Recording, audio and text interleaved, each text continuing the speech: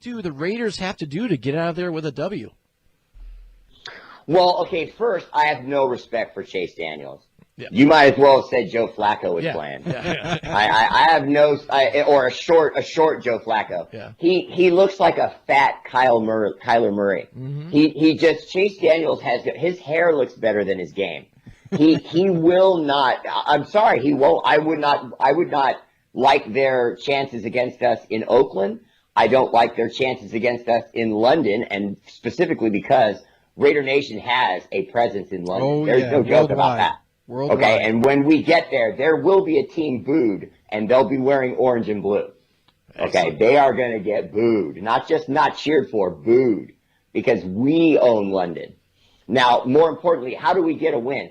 Paul Guenther is going to keep mixing up his blitz. He's gone back to that nickel, and he's trusting it more. It worked so well against the Colts. I think that he's going to be confident enough, especially with a backup quarterback in there, to use that nickel, let Joyner be in the position he's best in as a safety who can roam, move, read the defense. And if he sees something and he wants to gamble, Paul Guenther trusts him enough that he'll let him do that. No! Hey. Everybody got love for 5'2". Everybody got love Khalil Mack this and Khalil Mack that. He's not a Raider anymore. When he retires, he'll have the love. When he quits, I'll give him the love again. But he ain't a Raider anymore, okay? Nice. And we saw what he did against the Patriots last year. They turned him into a turtle. Boom. There you go. Wow, Raider Bear, coming with the electricity. You can say Antonio Brown, AB, but you can't say Khalil Mack at all. What's your take on this wide receiving core? Oh, I think it's terrible. I think it's awful. I think it's absolutely horrendous. Wait a second. There's a penalty on the play, and I'm like, Get ready for 2 hours of hard-hitting football talk from two men in the know. It's Football on the Know with Jim and Joe. Join us on the phone. We have NFL prospect and future XFL player Jeremiah Spicer. I don't know, man. I don't like to talk about myself like that, man. Yeah. I Right. told him if the Raiders took in Oliver, I was going to take him in the bathroom. So he won twice. Dude, the last time I checked, I am God, so slow your roll. Slow your roll down. What they say, it's not the X's and the O's, it's the Jimmys and the Joes.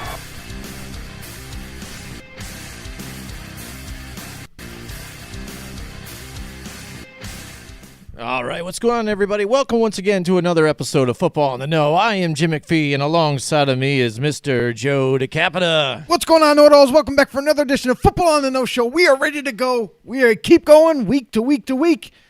What brings this week? Oh, man, well, this week there was a lot of craziness again, Joe. Oh, my goodness. I mean, we started off with Seattle and Rams on Thursday night. That game Oh, did my not, God. let us down here. You know What a I'm saying? game. What a game. Yeah, I mean, we got to see Russell Wilson running all over, doing what he does. Sometimes, Yeah. again, it seems like all by himself. He gets no help there. And I was surprised all though, him. the way Chris Carson played. Chris Carson, Yeah? I got to Are you? watch a little bit because I remember watching him a little bit last year and a year before. He's Mm-hmm. really coming along. It seems like he's really trimmed down a lot of weight, and he's got this kind of like back step, stutter step. Like he sees kind of a spot, maybe it gets blocked. He steps back and then cuts and finds that hole and hits it. And what a game between them and the Rams, man. Oh, what an incredible game. I mean, but I have one pet peeve about that game is what is roughing the passer? Sorry, I'm just still a little confused because what's roughing the passer? What's an illegal hit? What's a legal hit? Because in that game in particular, Russell Wilson did get hit, but Clay Matthews, he did lead with a shoulder.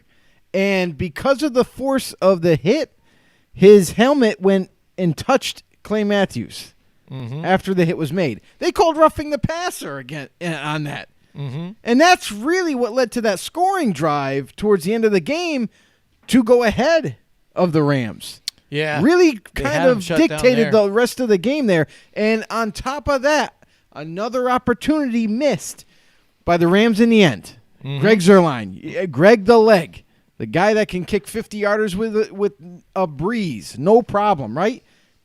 He had a 30-plus yard field goal and shanks it to the right. Yeah. Yeah, after making a longer Unreal. one than that, and that's what happens Unreal. sometimes. Those And I'll kickers, tell you never know. And tell you this one more thing is as much of Jared Goff haters that are out there, this guy in the last 2 weeks has put together a great short-term resume that he can lead a team, take the team on his shoulders, and pass that ball all over the field. He had over 500 passing yards. Mm-hmm. That's incredible. So, just to say, they don't have to be a running team. Jared Goff can deliver. All right, Joe, we have our first guest here on Facebook. God! Oh man. No, God, please, no, no. That's what that's what they were saying. The Rams fans were saying that all day long. Exactly. About Exactly. that game. Could and not that missed believe kick. the outcome. Linda Could McPhee not joins believe us it. here. So my mother joins in the house, says hello. That's awesome. Excellent. Excellent. Pleasure having you here with us tonight. So yeah, a lot of crazy games. Started off with Thursday night. Yep. Cincinnati one. gets their first win, Joe. We're tough in our competition here. Everybody's settled down now about the Minnesota Vikings. They're like, oh, is everybody singing Kumbaya now? Is everybody okay in Minnesota? Everything was fine anyways. Yeah, bad games. Sometimes you need to call each other out, say, listen, you just get me the ball a little better. Let's work on it. And they got to play the Giants, who, again, was a nice team for him to play. What a comeback game for them to throw the ball, right? You want to say, look what they've done together. It's like you put Adam Thielen on a rookie DeAndre Baker and sometimes Riley, so you're going to have mismatches all day long. So it definitely feeds into you. The one thing that did surprise me about that game a little bit, they did stuff Dalvin Cook at times, but then went off the bigger plays, the big chunks of yards that really killed him in the end. And that's really what this Giants defense is built for, right? I mean, you look at their defense this year, and they are built to stop the run.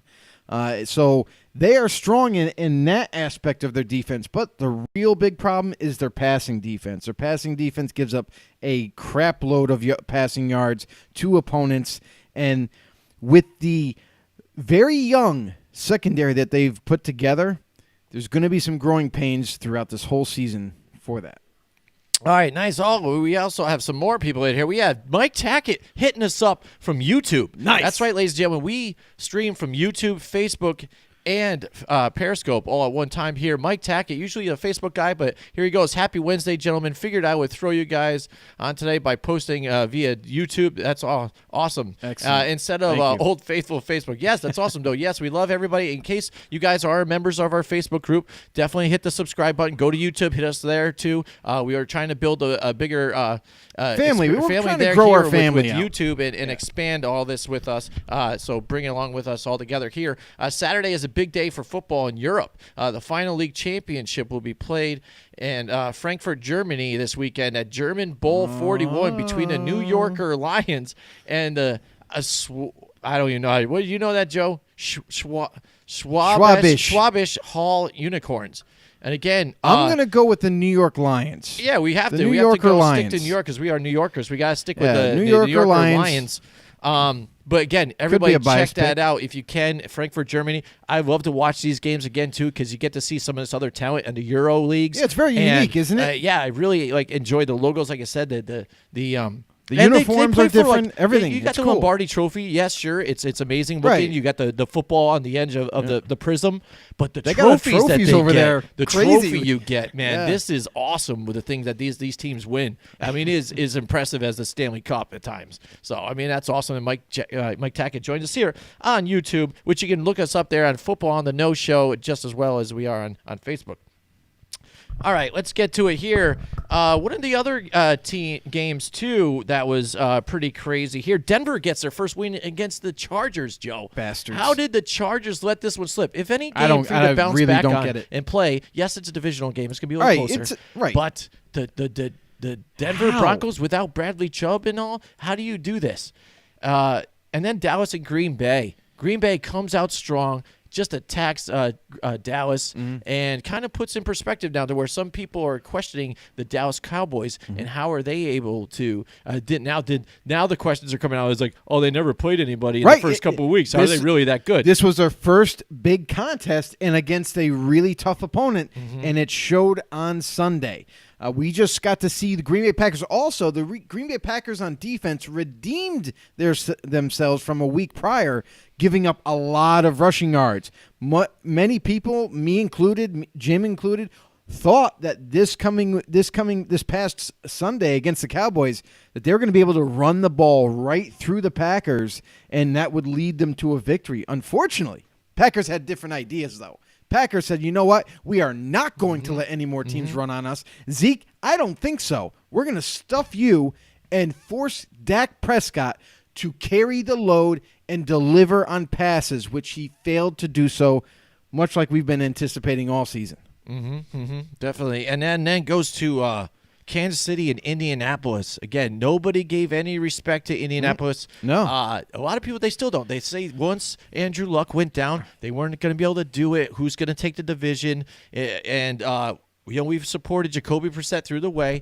Right. We were hoping Marlon Mack would play, see the difference. What happened is they go and attack him through the run and just played old smash mouth football against this team. How do you defeat a team that has such an explosive offense? Run the ball on their defense, tire out the defense, and keep them off the field, which they did. Because you see when Patrick Mahomes is out there with that offense, they could come back and just bring the ball right back down and score and get back on you. And they attacked the weaknesses of this defense here and played a really well-played game here and pull out a win in Arrowhead, which is so impressive there too. Yeah. And it came down even still to the last play. But the one thing with this game, Joe, I'll let you chime in on this in a second, that bothers me is some of these coaches that are deemed these great coaches here and there, Bill Belichick here and there, why would they make a mistake or a questionable call in this game? They are not called out the next day on media. Why is not the next day you're hearing Andy Reid, who goes for it on fourth down on like their 30-yard line, knowing that their if own they side don't of the field. convert, you're putting them in field goal position, and it is Already. a one-possession game, and you have 5.5 minutes left. Right. You don't trust your defense that much? Are you feeling rushed in the moment? What's going through your mind there if you're Andy Reid? I mean, Andy Reid, he's been known to take gambles at times, and this was one of those gambles that he took. And unfortunately, they couldn't convert for the Chiefs, and it left them in a very, very bad spot. Now, the Colts have been overlooked since the beginning of the season because of the loss of Andrew Luck, like Jim mentioned.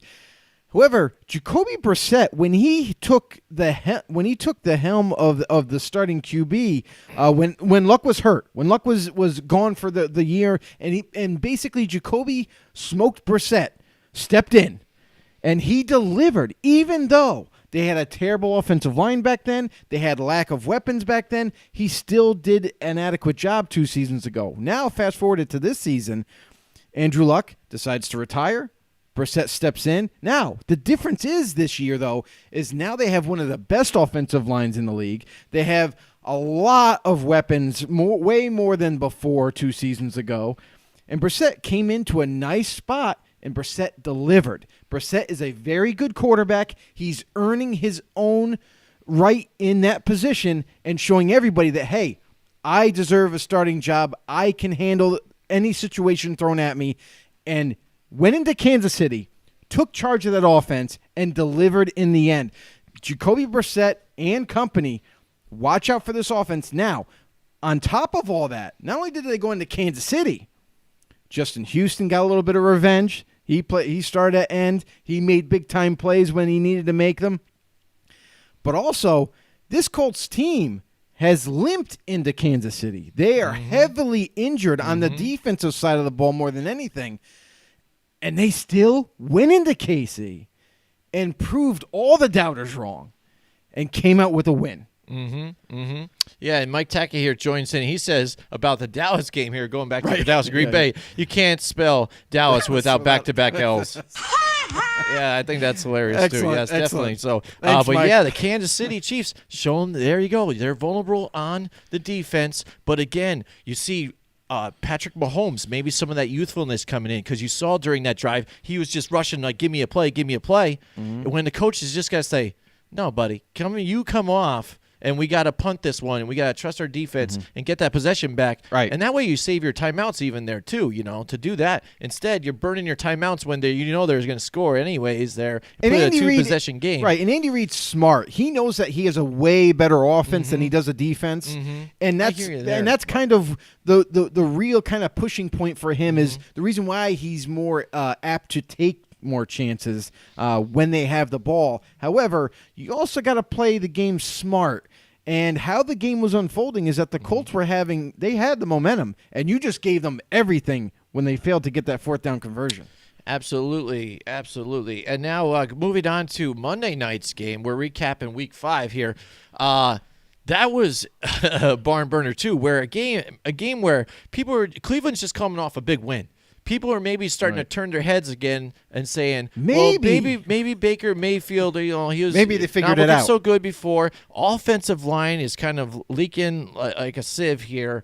They've got all this talent. They've got to turn it around. This is the week they finally turned it around. So now they've got a tough 49ers team. 49ers coming off a bye week. A lot of people not believing in the 49ers. A lot of people sleeping on them. You've seen the memes and stuff like that. They're not the flashy team. You got Jimmy G. People not even buying in completely on him. They've got the 3 tandem running back set. They have a really awesome defense. And you know what? It showed this week, Joe, against that Cleveland Browns team who looked inept. They went after Baker Mayfield with a vengeance. Yeah, come on, let's be honest. The Cleveland Browns, the biggest difference from last season to this season, they've done a great job. John Dorsey's done a fantastic job of assembling the talent on this roster and making them even better weapon-wise. But on offense, that offensive line is terrible. Joe Thomas retired last year, and then this year, for them not to kind of pick up the slack, they traded away one of their guards to your New York Giants, and that weakened them even more. So now they don't have a real left tackle. They got a guy by the name Greg Robinson, which, if you don't know who he is, he's a great run blocker, but he's a sieve on the pass blocking side.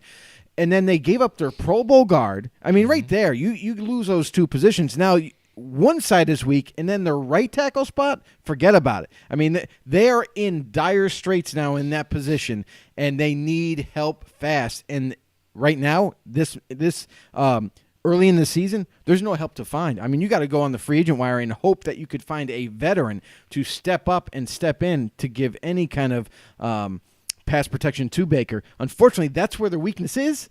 And that's where they're going to continue to struggle. So when they go up against defenses like the San Francisco 49ers, which their whole defensive line is nothing but first-round draft picks, they're going to put not only a lot of pressure, but they're going to get sacks, they're going to get turnovers. They did a very good job slowing down Nick Chubb. They did not allow him to run, which really disabled that whole offense entirely. And as good as the Cleveland Browns defense was, they are a little bit banged up in the secondary. They just didn't have enough to get turnovers to really kind of turn this game around and try to get right back in it. And San Francisco just took the ball and just kept running and right to victory. And you know what? You saw Nick Bosa, worth that pick now, you see, and he played with a vengeance. He still remembers what happened when Baker Mayfield took Oklahoma into Ohio State, won that game, planted the flag there at the center of it, right. And he showed it when he made that awesome sack he there did too, the celebration. and did the celebration and stuff like that. He was on fire. He's showing why he was worth that pick. It's because he's healthy now. Oh yeah, definitely. Wait till 2 weeks from now. yeah, definitely. So went after Baker with a vengeance. We have some audio too because he was mic'd up back there, and this is what they heard when they were listening. No! No what? Yeah. Yep, that's what happened. That's what it was against Baker Mayfield. Yep. So, I mean, that's the way it went down for Cleveland there Monday night. Yeah. It was rough. Let's see if they can bounce back here moving forward. But, everything that's gathering the headlines now after this past week was after the Washington Redskins lose to the Patriots. Not that they lost to the Patriots. They finally get rid of John Gruden here. And there's a lot of different – or Jay. I keep saying that every time. I know football. So my mom joins in. I know you're a football guy, but Yanks won their post-series against the Twins. Yes, we know that. Excellent. Thank you so much. But, yeah, Jay Gruden gets fired. We saw it coming. We were wondering why it didn't happen even last year or even a year before. I mean, this was a long time coming. Yeah. To where even some of the Redskins fans out there or even media in D.C. was wondering if he was trying to get fired. He was trying to do things on purpose, the way he was treating the team, which I think is like tin hat kind of conspiracy stuff. But trust me, there are some people that thought this theory, and now it all boils down here to what do you think about that, Joe, with Daniel Snyder and the Redskins firing Jay Gruden? I mean, we make fun of John Elway being the GM of the Broncos and how bad he is at that position. and not being able to find a quarterback of the future. Now you look at Daniel Snyder, and this is where we got to point out with Daniel Snyder, he's not so bright either. I mean, yeah, he's the owner of the Redskins, but he's failed time and time again on hiring a new head coach to be the successor, to kind of drive this team into the next level of competition. Unfortunately, they just haven't been able to do it. I mean, I'm at a loss for words because there's nothing you can say that justifies any of the hirings that Daniel Snyder's done. They all have been gambles. Here you go. Just to talk about Daniel Snyder and the hirings he's had here. Just take a look back here from 1999. Here, starting with Norv Turner, as a head coach, and he failed. These guys all end up coming up with losing records here for this team. Terry Robisky, he only was there for like half a season.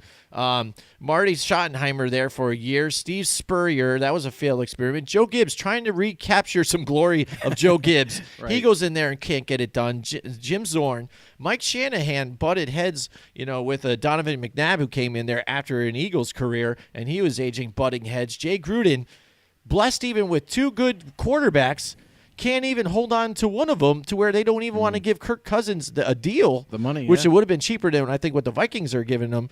And they, just squander this, and now they're stuck without a quarterback still. That's right. And they haven't gone anywhere. Still rebuilding. And like you said, if you look at it in perspective, Dan Snyder is the James Dolan of the NFL.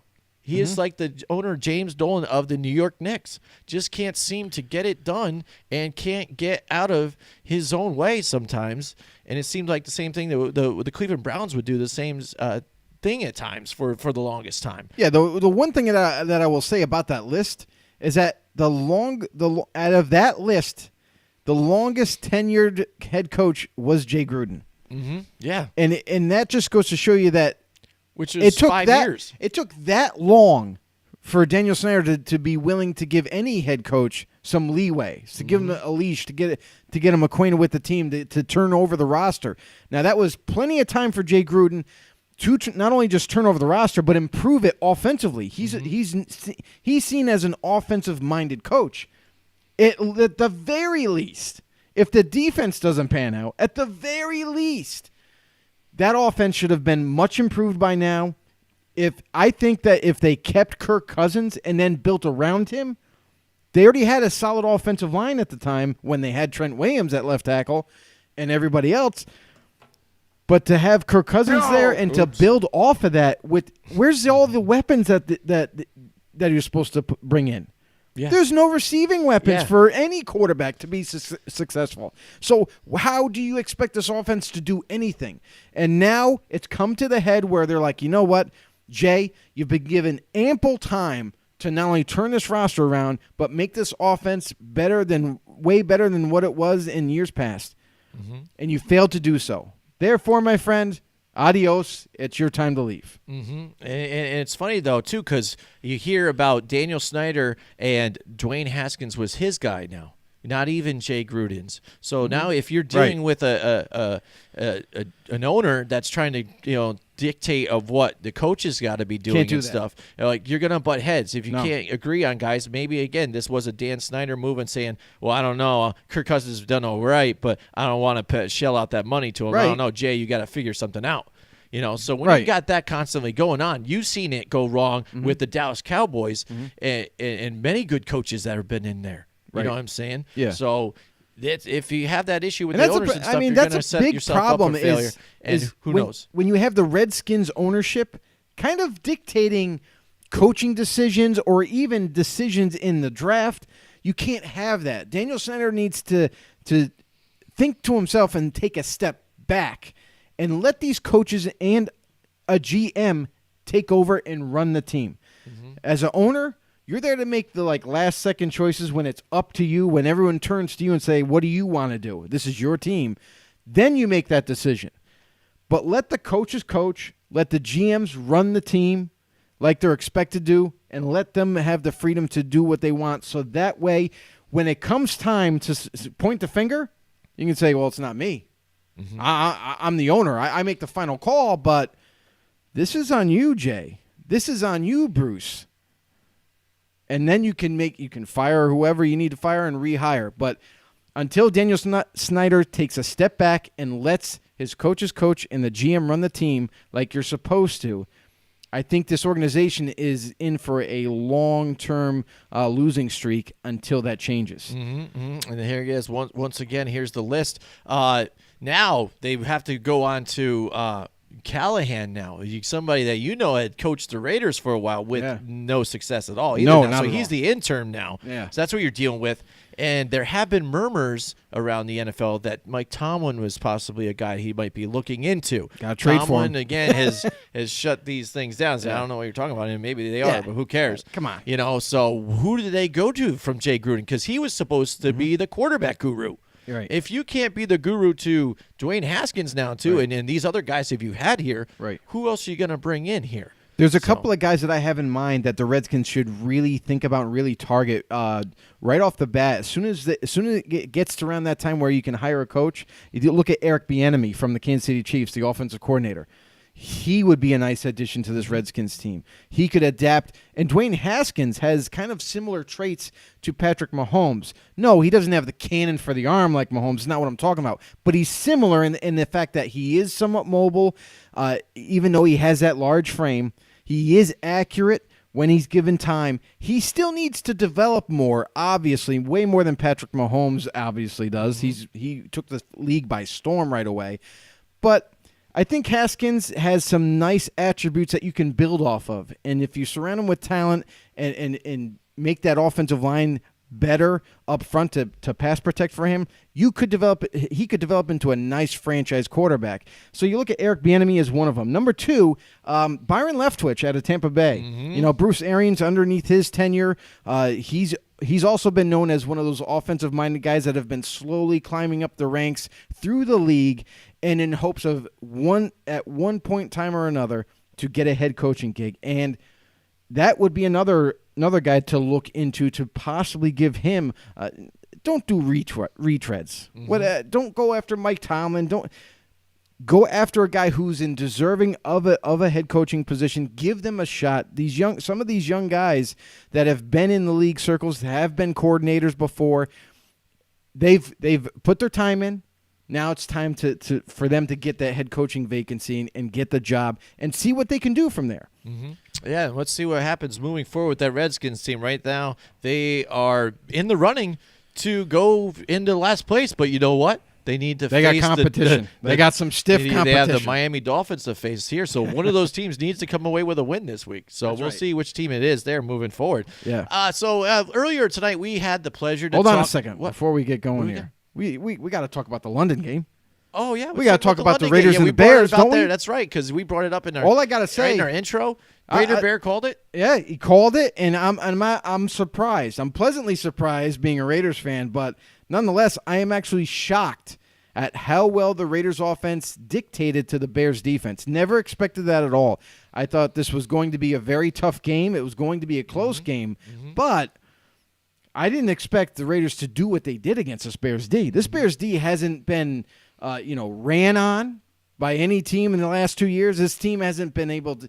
They don't give up much in terms of passing yards. I mean, they're very stiff in terms of competition and the sacks, the turnovers they generate. They were intimidating to me. It was for the Raiders to go in and with the offensive line, it's putting the Raiders on the map in terms of their offense in general.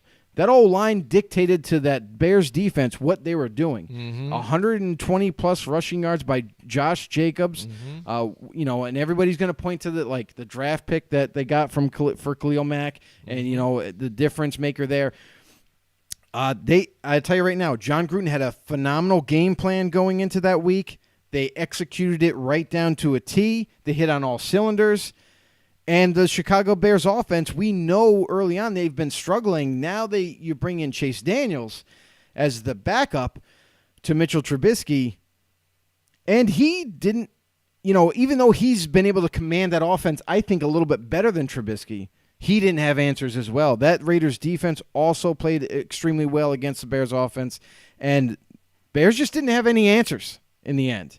The Raiders shocked me. They dominated the Bears team, and to be honest, people are starting to talk now because of that. Now you got back-to-back wins. They traveled to Indy, won the game. Now they traveled to London against a very competitive opponent in the Bears, and they pull off a win, surprisingly, against the Chicago Bears. Now they're deservingly so. Now they finally have a bye week. They can heal up some of the injuries that they have and come back healthy next week.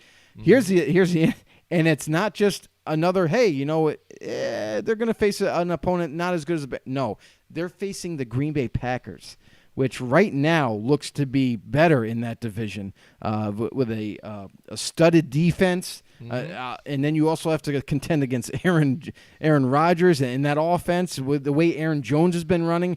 So this is going to this is a bigger test than the Bears were for the Raiders going forward.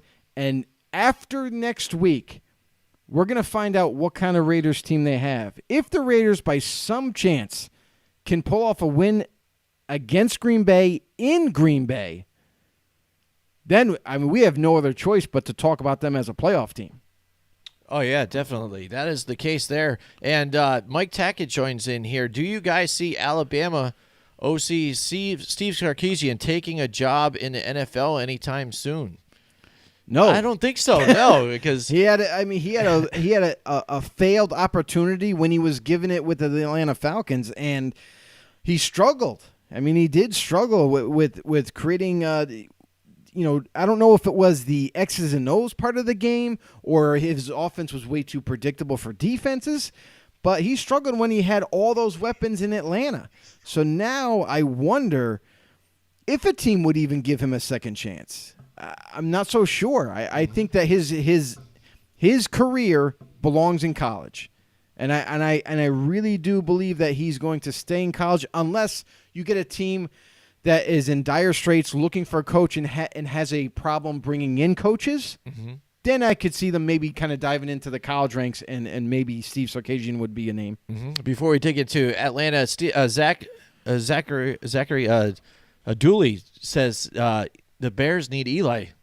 Who knows? But that worked. That means then you absolutely give up on Mitch Trubisky completely, right? And I don't know if they're ready to do that. But again, the problem is with Eli with that offense, it doesn't fit again. Just the same way people were saying that Pat Shurmur doesn't fit along with Eli. In his offense there, that more Daniel Jones is more of a fit in what he has to do and stuff. Eli in the Matt Nagy offense is kind of. Here's the thing. This is what I would say about the around. Chicago Bears. Now, if they did decide to move on from Trubisky for this year or whatever, what have you, there's a team called the Jacksonville Jaguars, and Nick Foles is rehabbing. He's trying to get healthy and get back. Now, if the Jacksonville Jaguars have decided that they're going to rock with Gardner Minshew, the Minshew mustache, the Magic Man in Jacksonville, then they could be It could be a potential trade with Nick Foles being shipped out of Jacksonville to a team that may need a quarterback. Maybe the Bears, if they do want to explore that route, that would be a wise move where they could bring in Nick Foles and then he could kind of take over this team. And wouldn't that be kind of funny as he goes to Chicago? He ends up taking this team, transforming this offense into a prolific playoff caliber type of offense, and they get matched up against the Eagles. In the playoffs. That would be something. But nonetheless, I don't foresee that happening because just like Jim was saying, Mitchell Trubisky, they have to give him every opportunity to stay the starting quarterback of this team, and they want him to progress. They want him to be better. But hey, when he comes back, he's going to have to take a big step forward. He's really going to have to improve really, really rapidly. And if he doesn't, then we might be able to see a move like that. Yeah, it's sad at times because, again, I have a lot of hopes for Mitch Trubisky there. And at times it looks like he can wrap around it, but then, missed throws and not, reading some stuff. He says here, too, Mitch sits behind Eli for 1 year and learn how to be an NFL QB. You're like, well, yeah, we just said, right. Yeah, that's fine. But, I like Joe's idea here with Nick Foles. That seems better, again, because you got to fit the offense. And that's one of the complaints you've had about Eli and Shurmur's offense. And he said, but go Patriots. I guess Zachariah Dooley is a Patriots fan. Yeah, go Patriots. So he probably wishes doom upon every NFC team, doesn't he? He probably don't care. He probably wants them all to die. You're not going to do The Giants most likely are not making anywhere near the Super Bowl for at least the next 2 seasons, but that is that's all well and good for Patriot fans out there. They don't have to worry about the Giants somehow making the Super Bowl and then end up losing to them. That's true. So they got that going for them. Mm-hmm. But there are teams out there that I think are going to give the Patriots fits along the way. Now, they look like they've had a pretty easy schedule. And mind you, they have one of the easiest schedules out of all the teams in the NFL, which is surprising because this is one team that just keeps winning Super Bowl after Super Bowl, and yet they still have an easy schedule. Yeah. I don't get that. Yeah. But we've seen a little bit of a rocky play on the field when the Patriots face the Bills. Mm-hmm. You know, if Josh Allen doesn't get knocked out of that game, I really do believe that the Bills end up coming away with a win there and upsetting the New England Patriots. Mm-hmm. So that was their first real test as a team. Now, as we get farther into the season, we'll see what the rematch holds when Buffalo once again plays New England. But it'll be interesting nonetheless the rest of the season. Well, it's funny because now the Patriots are being more known as that defensive team behind Bill Belichick. You know, he's the coach of the defense this year, Right. full bore. I wouldn't go as far as some people are claiming them as good as the 85 Bears and stuff. No. But right now they're playing better. But again, who have they faced even, an easy schedule and teams that where they thought it might have been great matchups facing major injuries. I will say this, that Patriots defense is tenacious right now. Yeah. I've noticed something that they've been blitzing a little bit more often, and they've been putting so much pressure on quarterbacks and so much pressure on the offense where the offense kind of just sputters. They don't know what to do with it. Mm-hmm. They send more guys than they can block. They send different guys that they think are not coming, but they end up coming, and then they end up getting the sacks and turnovers and so forth. So as good as the Patriots are, it's a long season. Let's see what happens. Mm-hmm. And Dooley also says here, he goes, it's not my fault that teams don't know how to use their 6th-round picks. Who knows? Yeah. Well, maybe, the Jacksonville Jaguars, have maybe do, here with Minshew. So we'll see what happens there. Right. And he says the Bills have a legit defense too as well. Yeah. And we talked about it. Yep. We had Eric Hanneman from 104.5, the team ESPN Radio on with us. We're going to get to that interview in a little bit, but we talked a little bit about the defense with him and the fact that they ended up getting some great picks there altogether too, and how strong this defense is and how they could possibly sneak into the playoffs here this season. All right, he also says Patriots have a legit pass rush for the first time in years. And that is a true statement right there. Yeah, and what's funny is they even let go some guys, this season that you would have thought, because the way they played even last year, you're like, how could they do that? Well, that's what the Patriots do. They're a revolving door. They let guys go, and they bring guys in. And that's interesting, too, is like they also managed to pick a free agent out of the free agent heap a few seasons ago with Kyle Van Noy from the Detroit Lions. And Kyle Van Noy has been a big surprise for the Patriots. Maybe they probably already knew he was going to be a juggernaut for them on the defensive side of the ball, but now nobody on the outside looking in saw that being a factor. Kyle Van Noy's been a very good pass rusher for this team, a guy that's one of the cornerstones of this pass rush, and he gets after it. So that teamed up with the play on the secondary and the linebackers and the defensive line, it's all kind of come together this season, and they've been making the most of it week to week. And he said Collins, too. Collins is Jamie back, Collins. So Jamie Collins is back. He makes his return to New England. And I think that played a big part in this, reemerging of this defensive pass rush. By when the Cleveland Browns cut Jamie Collins, we called it on the show. Yeah. We're like, well, Jamie Collins just got cut. Guess what? We think he's going to the Patriots because that's where he started his career. He's familiar with it. They're familiar with him, and they could get him on the cheap back this time. Yes. So paying off big dividends, and this defense, so far they've been hard to beat. We've seen a little bit of competition between the Buffalo Bills and them. Let's see going forward if any other teams can capitalize on that. And I think the one thing that we've learned this week in the NFL is that we haven't learned anything. With some of these wins and losses has been crazy, I think. The one thing that I'll say about, week to week this NFL, they play the games. It's any given Sunday. Anybody can win, unless you're the Dolphins. Yeah, that's true. But and the Redskins. We'll find out this week. Somebody's got to win now. Yeah, you between got the those Redskins two. and Dolphins going against each other. Yeah. Ooh, who's it going to be? Yeah, definitely. So I mean, that's we just talked about the Redskins too and the turmoil they're going through. So we'll see what happens with them.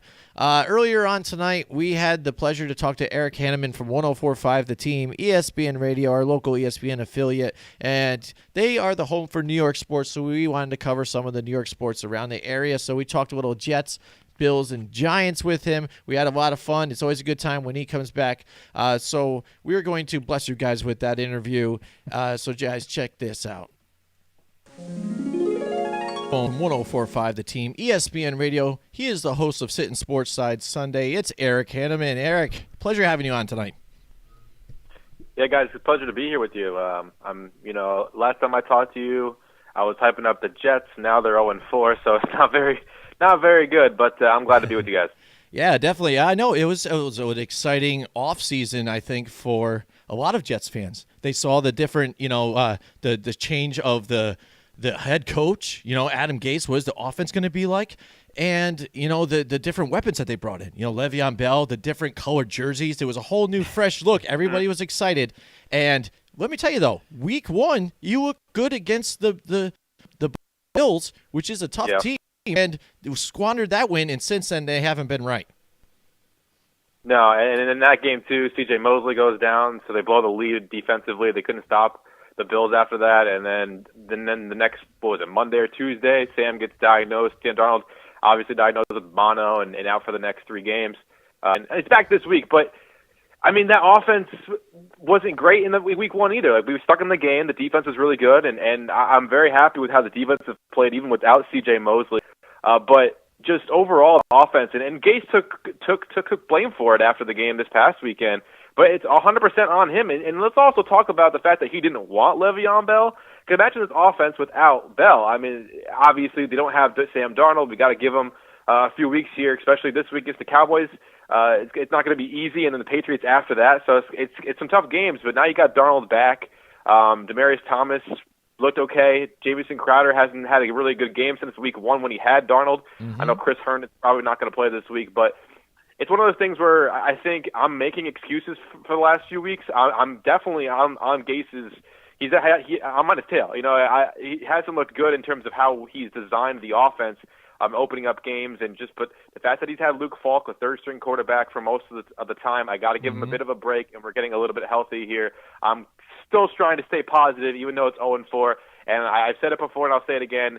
1-5 Colts last year. I know it's too optimistic, but I'm still trying to stick with it. And if we are 0-6 after 2 tough games against the Cowboys and Patriots the next 2 weeks, that it is what it is. Yeah, and what I've noticed even, too, since that first week, it seems like the offensive line has really been able to be exposed. They've broken down. They bring in Ryan Khalil here off of retirement to help out. And, that somehow they tricked him into coming there. They heard Le'Veon Bell and everything. And now the offensive line, whoever's back there, I don't know. I was afraid even to bring Sam Darnold back here this soon because is he going to get decked? Is he going to have issues where he's in trouble? And to so much now, it's also creating turmoil within the team again already at week 4. You see Le'Veon Bell crying on the sidelines, and Jamal Adams is now saying how frustrated he is. What's the sense with those two guys? Do you think they're going to be a problem along the rest of the season here? I mean, Le'Veon was trying. I think he tweeted something as well. I mean, he seems to be on the same page of just trying to win football games. I'm not worried about Le'Veon too much. I mean, you mentioned the offensive line. That's probably a big reason why Sam Darnold didn't play last week because you get hit with any possibility with that spleen being too small or whatnot. That obviously that's dangerous. So yeah, the offensive line's been very, very bad and very disappointing. But I've loved everything Le'Veon's put out there. I mean, he seems to have given 100% his effort out there on the field every single time that I've seen him play. And so it's not even him I'm mad at. I think it's just the fact that there's really no one else. And I know there was that perception coming into the season, but I felt like there was enough weapons. But Robbie Anderson hasn't showed up. Jamison Crowder, like I said, since the first week where he's caught 14, hasn't been anything, and Herndon's been suspended. So I'm happy with Bell. Mm-hmm. Now, who was the other guy? Jamal Adams on defense. Jamal Adams. Well, yeah. I mean, he's just been frustrated in general with the NFL, and He removed the Jets from his Twitter bot. There was all that drama going on, and I'm nervous about that too, with how players are just. And we see it with Jalen Ramsey with the Jaguars, and nothing's happened there yet. So obviously the Jets have the leverage and not having to trade him at all or anything like that. But there's definitely some nerves there of how frustrated he gets because he's such a talented player, and these guys want to win football games, and he's sitting there 0-4 on a really good defense. Because something I want to point out about last week too is 3 of the touchdowns, 2 of them were defensive touchdowns. One was on a 4th down, so maybe they would have scored anyway. And then the third touchdown was off of a interception as well. So that's 21 points there that I can't. Well, 14 definitely you're not putting on the defense, and then the other 7 you put them in really bad field position. I think they started at the Jets 42 on the drive before halftime where they scored a touchdown. So that's 21 points, and you lost the game 31-6. That's 21 points. You're right in that football game because defensively you're playing really well. And I got to say that Quinton Williams being back last week, and then even with was it Blake, the linebacker, Blake Coleman, or yeah, I think I'm getting the last name wrong, but he's looked really good, and I'm happy with where the defense is at, even without C.J. Mosley. Yeah, and I mean, you can only expect so much too when you're down to your 3rd string quarterback. I mean, luckily he even knew the Adam Gase system a little bit here. But it's so much that some of the Jets fans out there, they're overreacting. Like you said, you're kind of on Adam Gase's tail, but some people are even saying, he could be a one and done coach there in New York. And others are even blaming now the head office here to where even the ownership screwed up on getting rid of Mike Maccagnan after he had already fulfilled his draft. Yeah, and Maccagnan drafted Blake Cashman. I got the last name wrong.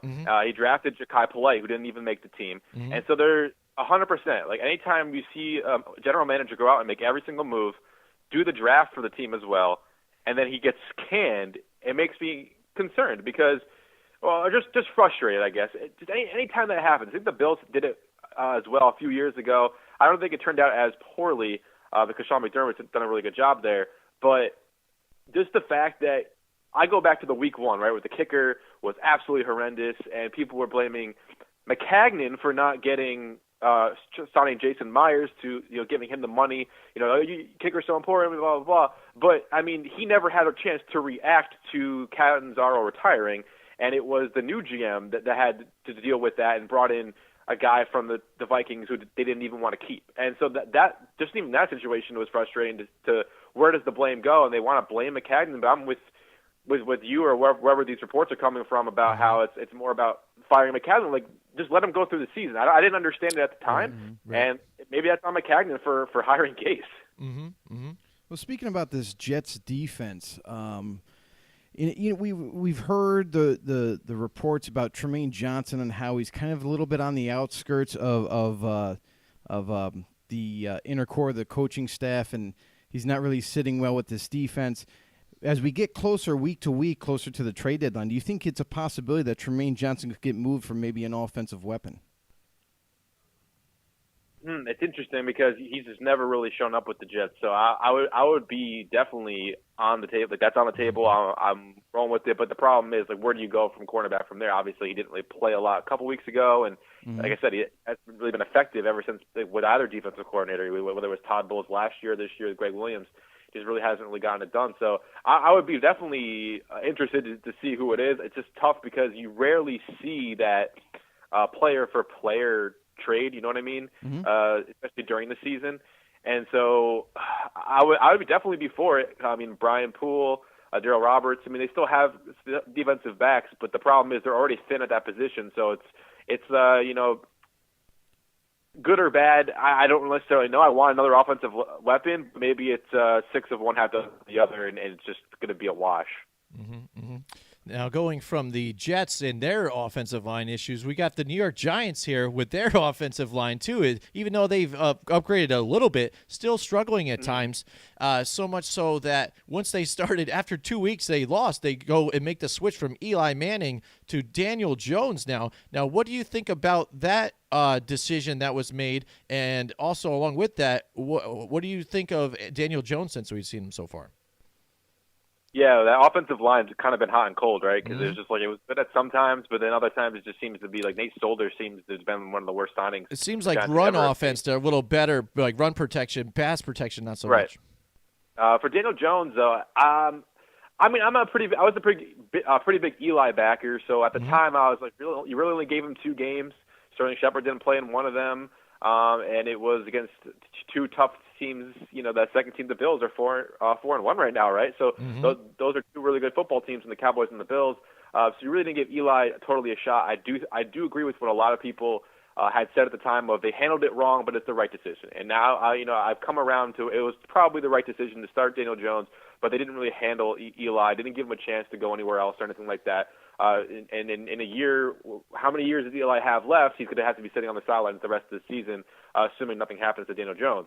But Daniel Jones has looked good in terms of what's been missing from the Giants' offense, right? Because we look at Eli Manning and what sometimes Pat Shermer wants to do on a designed run, but just in general, being able to evade pressure, Jones has been able to do that. And he missed some throws last week. That was the hardest defense he's faced so far. He's got against them tomorrow night against the Patriots because without any running back, really, I mean, they don't think Gallman's going to play. Sterling Shepard's going to be out. It's going to really be up to whether Golden Tate can step up. It'll be really interesting to see how he handles the Patriots tomorrow, but I've been very impressed with what he can do.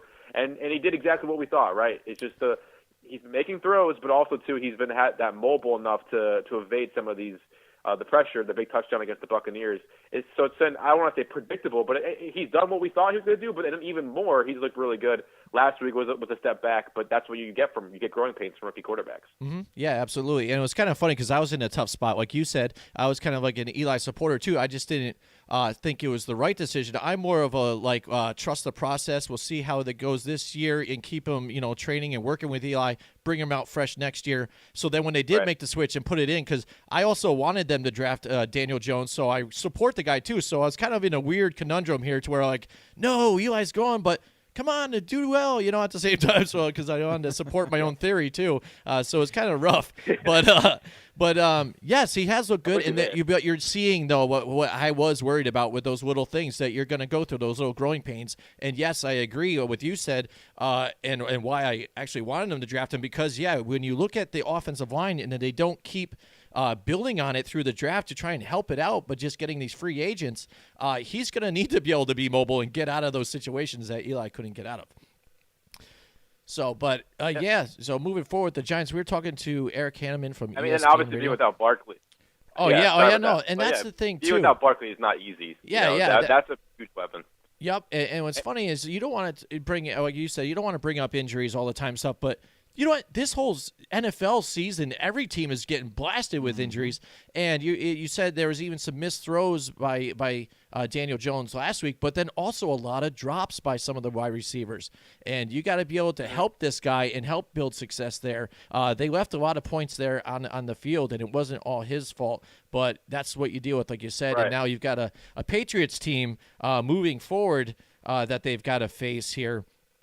And how do you think the defense is going to hold up? Because like you said with the offensive line, you got nights and day. The defense looked good, I think, 1 week, maybe 1.5 weeks, and then the rest has been terrible.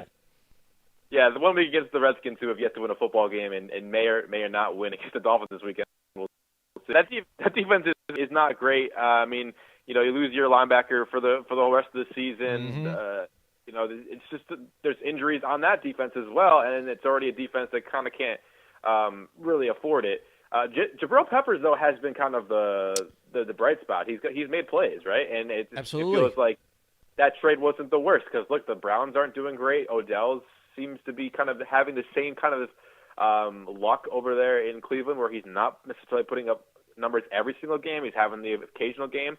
So, I mean, Peppers is actually kind of deserving it, but I feel like Peppers, the Giants, are they winning the trade? It feels that way kind of right now. We'll see. Obviously, there's a lot of years left to be played out in terms of what that trade would actually, end up being. Daniel Jones is part of that, right? Well, he wasn't the pick. He was the 7th pick. So that more of DeAndre Baker, I guess, or Dexter Lawrence was the main Dexter Lawrence, for that. And but that's the thing, though, too. When they go and they draft Dexter Lawrence, they are targeting on stopping the run, you would say, because in the division there where they have big running backs to face all the time. Figured that's what they want to do. But if that's your game plan and you have no corners, that's really kind of defeating the purpose in a sense, and that's where we're stuck at. We have younger corners, and Jackrabbit, who seems like he's aging at times, can't keep up with some of the number ones, and now you're left with what you have. And like you said with Jabril Peppers, I agree. I just said that the other day to one of the Giants fans that I'm a coworker with, and I said, hey, bright spot, though. Look at Jabril Peppers, though.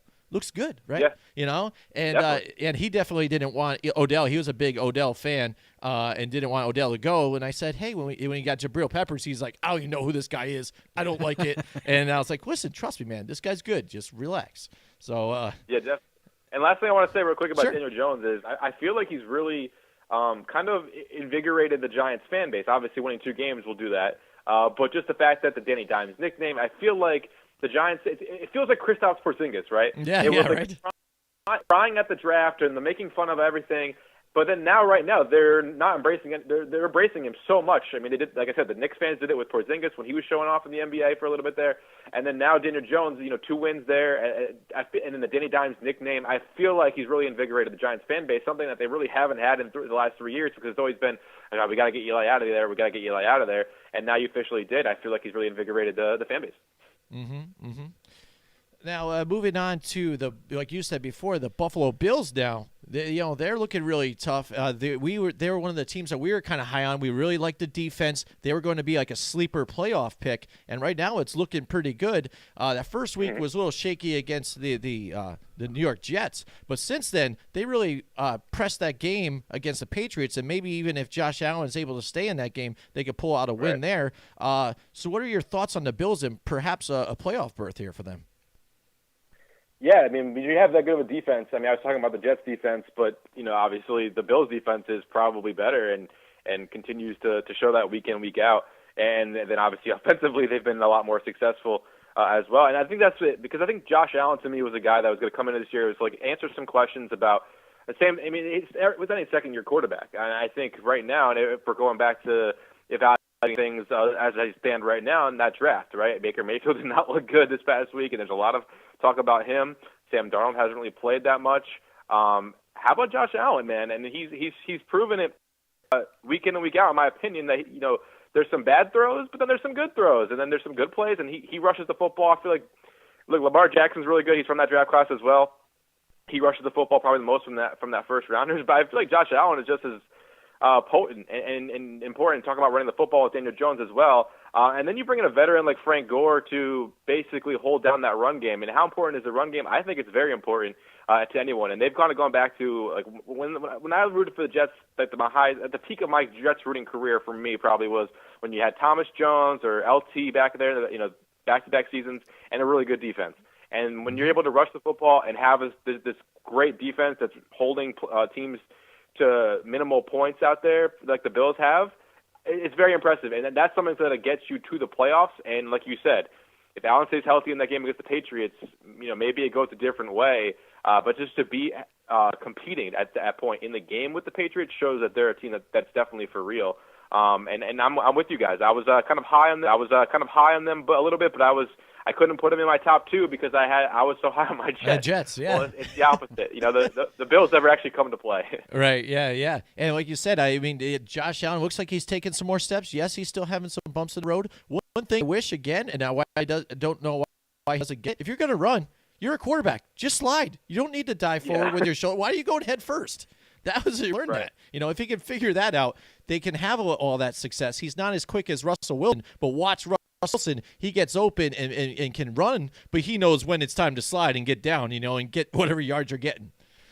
Definitely. But there's one negative thing go ahead. to say about the Bills, or one thing to be like the what if guy out there is the fact that they've beaten the Jets, Giants, Bengals, and Titans, and what's that combined 4 wins? No, 4 wins, because the Bengals and Jets both haven't won. So they haven't necessarily played the most staunch opponents, but they're winning the games that they need to, and they have the Dolphins after their bye week, and then the Eagles. So the Eagles game will be interesting, but they played the Patriots very close, and I got to say that I'm very much on the Bills train in terms of being able to be a team force to be reckoned with this year. Yeah, absolutely. And again, real quick about the Bills here. You mentioned the wins and the loss that they had, but going back to that game against the Patriots, Let me get your honest opinion. Before Josh Allen got knocked out of that game, if he's still in that game, do the Bills end up winning against the Patriots?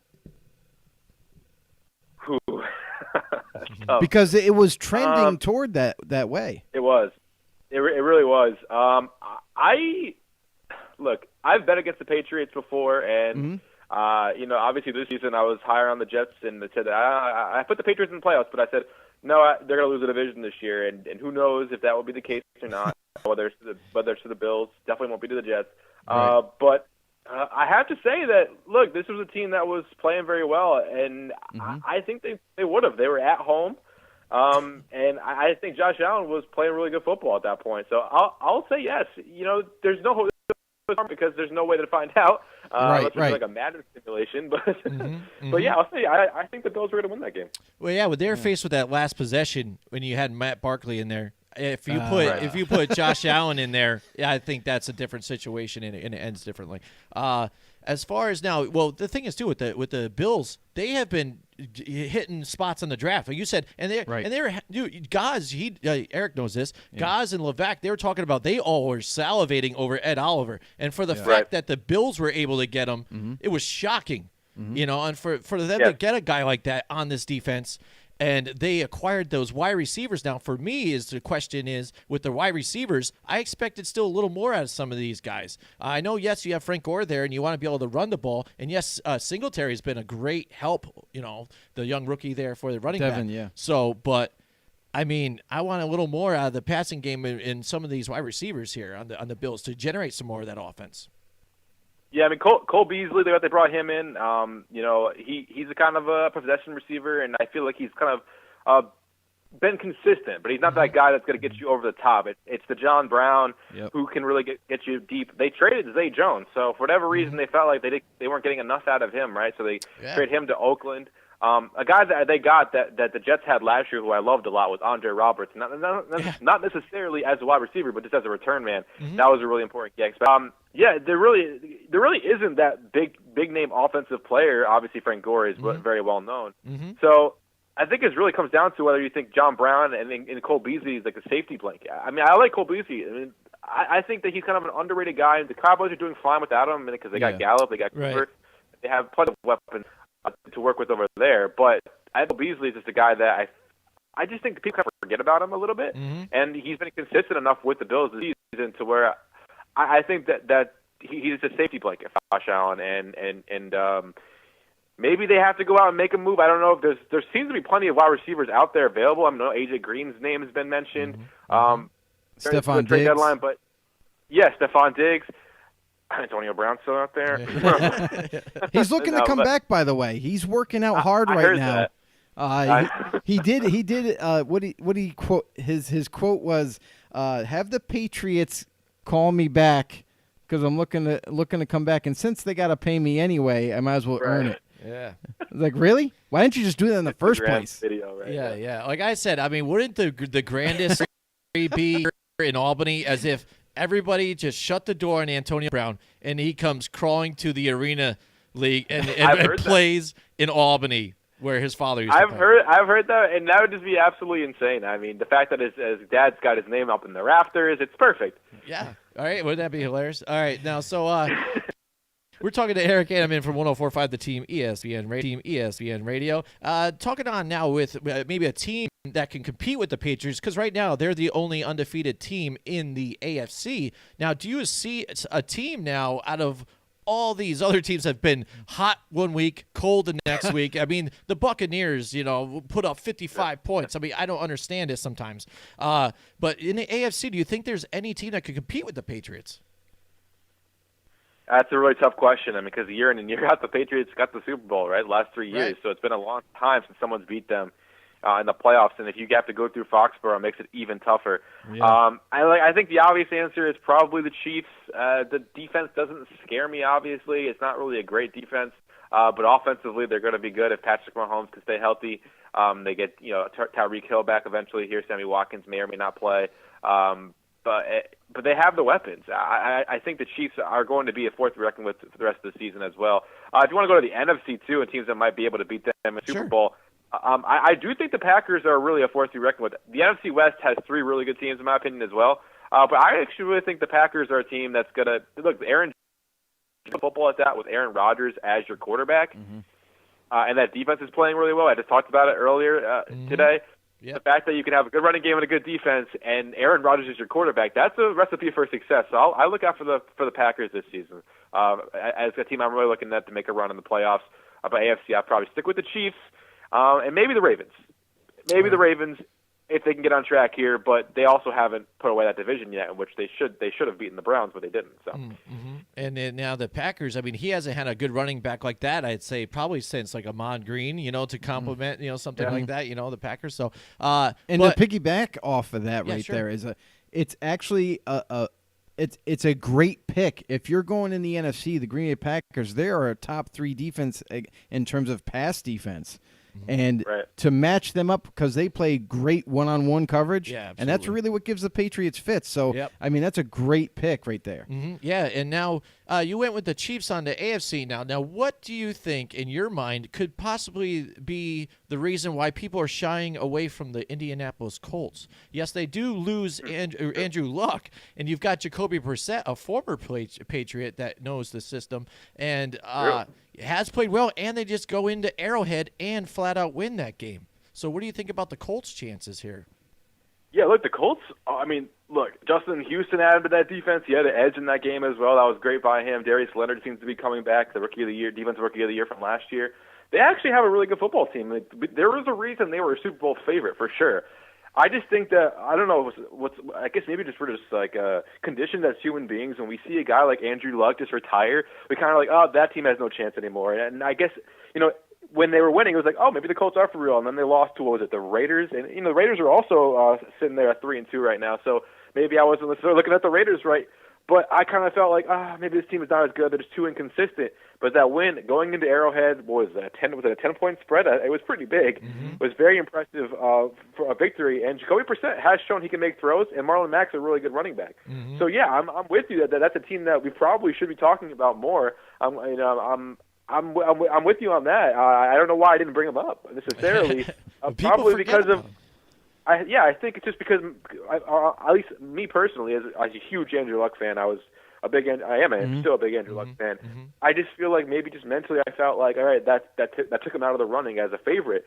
But they have looked really good. You're right. Well, it's tough. They could be just overshadowed by Gardner Minshew's mustache. You don't notice him in that division, so who knows? I don't know, but that division should be interesting for sure. I think, isn't it? It's up and down. But now going for the NFC. Now you said you really like the Green Bay Packers' chances. Now, maybe speaking the same way as we do about the Colts, why are the 49ers now, even after a big win here against what we saw, maybe the Cleveland Browns, finally getting comfortable with themselves and becoming that team a lot of people saw, getting just demolished by the 49ers? Now the 49ers are looked down upon in a sense, or just forgotten about when they're 4-0. Right. I think it might have to do with the whole Bills thing I was talking about earlier with strength of schedule. They beat the Buccaneers, who, like you said earlier, they're hot and cold, but wasn't looked at as a marquee win. The Bengals after that, a knocked up Steelers team, and then the Browns just absolutely embarrassed. But you're right. I mean, that's a team that they absolutely crushed the Browns on Monday Night Football, an offense that was supposed to be one of the better ones in the league this year. They just shut them down to 3 points. Baker Mayfield had to be benched. Nick Bosa looks like an absolute monster there for them. And then offensively, they've been, Kyle Shanahan has put together some pretty impressive game plans out there for that offense. And then now you have the two-headed monster in the backfield with Tevin Coleman and Matt Breida. They're definitely a team that has probably turned some heads here, but I feel like they need that signature win. The Browns weren't quite that yet. It was obviously in front of millions of fans watching that game. On Monday Night Football, that'll be a start. But obviously, the Rams are a team that's dropped the game at home against those aforementioned Buccaneers. But that will be the first step to saying we're for real. If they go out and win this week against the Rams, then they'll definitely be on the table. But like you said, they're forgotten probably because they hadn't had that signature win quite yet. Absolutely, and. How crazy would that be, then, to say if the 49ers do make it through the playoffs, they become the NFC Championship? Now, what about the storylines there? You've got Jimmy Garoppolo, the guy that got traded away, that was supposed to be Tom Brady's replacement. Kyle Shanahan back Now without Matty Ice, he's there to come through and get the win this time. How about that storyline? Yeah, maybe he'll run the ball more. Yeah, maybe. yeah, you'll run towards the end of the game and finish out. We're talking to Eric Hanneman from 104.5 The Team, ESPN Radio. I've got one here question about the trade deadline here. We brought up A.J. Green might be out there. Jalen Ramsey, he's kind of upset, still wants his money. He might be. Stephon Diggs says he's not, but he gets fined to $200,000 for not showing up. Now, out of these three guys here, come trade deadline, do you think you might see them with another team? If so, which one? Or do you think they all stay or so? I don't think the Jaguars want to trade Jalen Ramsey. I think they'll do everything in their power to not do it. And I'm a guy like I believe in Tom Coughlin. Like that guy's not going to do something he doesn't want to do. Right. So I don't think Ramsey will be traded. I do think Diggs will stay. The one I think that could possibly move is AJ Green. The problem with that one is no one knows how he is right now. No one wants to trade for a guy that you don't necessarily know what he's going to give you. And obviously there's going to be the tests and passing your physical if that is going to be something. But I could see AJ Green, who has shown no indication he wants to sign long-term with Cincinnati, who are in the midst of a huge rebuild right now. I can see them trying to get something for A.J. Green right now. So I would say out of those three, my pick to be traded would probably be A.J. Green. Yeah, and that's the thing, too, is I agree with that synopsis about all three of those guys. And A.J. Green is interesting because you can't trade a player that's still injured. Mm-hmm. And what kind of compensation are they going to be looking for, to be honest, for another 31-year-old receiver who does get injured quite often? Eric, what do you think? What would you be willing to trade for a guy like A.J. Green? That's tough because that's the guy who's shown toughness throughout his career. And I think that he's not playing because he's in a contract year and he's on a team that's terrible. Mm-hmm. So I think there's a chance he'd be able to play if he was on a team that was say 4-1 and maybe he already had his money. I think maybe he would be playing. But there really is that concern of anybody who has any injury problem. I don't necessarily want to trade with him. You know, for a guy that I don't necessarily know for sure, especially if I have to give up first or second round pick. I do think the right price tag probably for me would be around the third or fourth rounder, maybe two of those in the future. But that just to me, it's about where you value your draft picks. I know teams value them more. Right. I know teams value them less. And for me, I probably would probably be around a third rounder, maybe a third and a sixth, something like that, because he's that valuable, and I'd be willing to chance it. But obviously, you have to pass your physical first, and like you said, you can't trade an injured player. Right. So I think AJ Green's toughness speaks for itself in the past. But then the physical is also really important to see. You know, where exactly is he in that injury stage? Is it worse than we think, or is it better than we think? Now, if Stephon Diggs is on the table, as a matter of fact, here, and A.J. Green, do you see any of the local teams or New York teams that we have here, the Bills, maybe the Giants, or even the Jets who could use a wide receiver? Do you see them making a play for any of these guys? I mean, I would say the Bills probably more than any of them. Mm-hmm. You would think the Jets would go after it too. I think the Giants. The thing about the Giants is I don't necessarily know if they want to buy anymore. They're kind of in the midst of rebuilding at the same time. I would probably say it's the Bills the most because if by trading Zay Jones, you're getting rid of some of your depth at wide receiver. Mm-hmm. You know, so they obviously have to have some kind of contingency plan, and so maybe it's that Diggs to go out there and get a guy to replace. I mean, not that Zay Jones was a huge part of your offense, but basically, if something happened to John Brown or Beasley or anyone else, like that's a body you need, and he's shown he can play a little bit in the NFL, Zay Jones. So I would say it's the Bills that might go after a guy like Stephon Diggs more than anyone locally, at least, because they need more depth at that position, and they're really, let's be honest, the best position team in terms of actually making a run here. Mm-hmm. Mm-hmm. We're talking to Eric Hanneman from 104.5 The Team, ESPN Radio. You can check him out Sundays at 11 a.m. Eastern Time on Sitting Sportside Sunday. Now, Eric, we actually had to change the time of that show. Just give you a quick update on it. Oh, sure. It comes out at 10:30 now because we take the NFL Today show at 11:30. So the show goes from 10:30 to 11:30 now. They need to update the website then. Yeah. All right. Yeah, I'll get on that.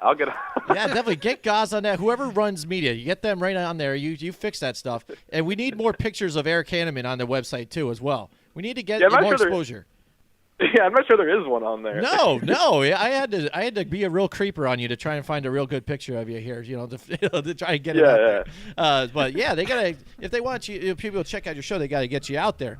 So tell us what's what to expect from Sitting Sportside Sunday now at 10:30 Eastern. Yeah, well, I mean, we're in the midst of the MLB playoffs here, so I'm the whole Yankee season, we'd open up every show talking about the Yankees. So the Yankees moved on; they're going to the ALCS. We'll see who they play. So we'll open up every show, most likely talking about the Yankees, where their state is at. But it's also a Sunday, right? And every single Sunday, there's going to be something going on in the NFL. So we also get you ready, bringing you up to the NFL Today show. So anything going on locally with football. If there's more Antonio Brown drama, we'll talk about it. Anything that breaks going into that Sunday morning, and inactives, or they start to break a little bit towards the end of the show.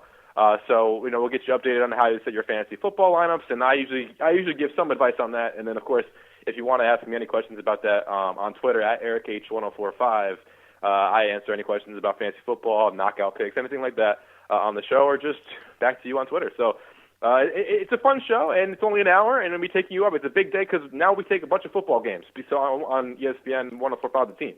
So it's a big day. We start off with Sitting Sportside at 10:30, the NFL Today at 11:30.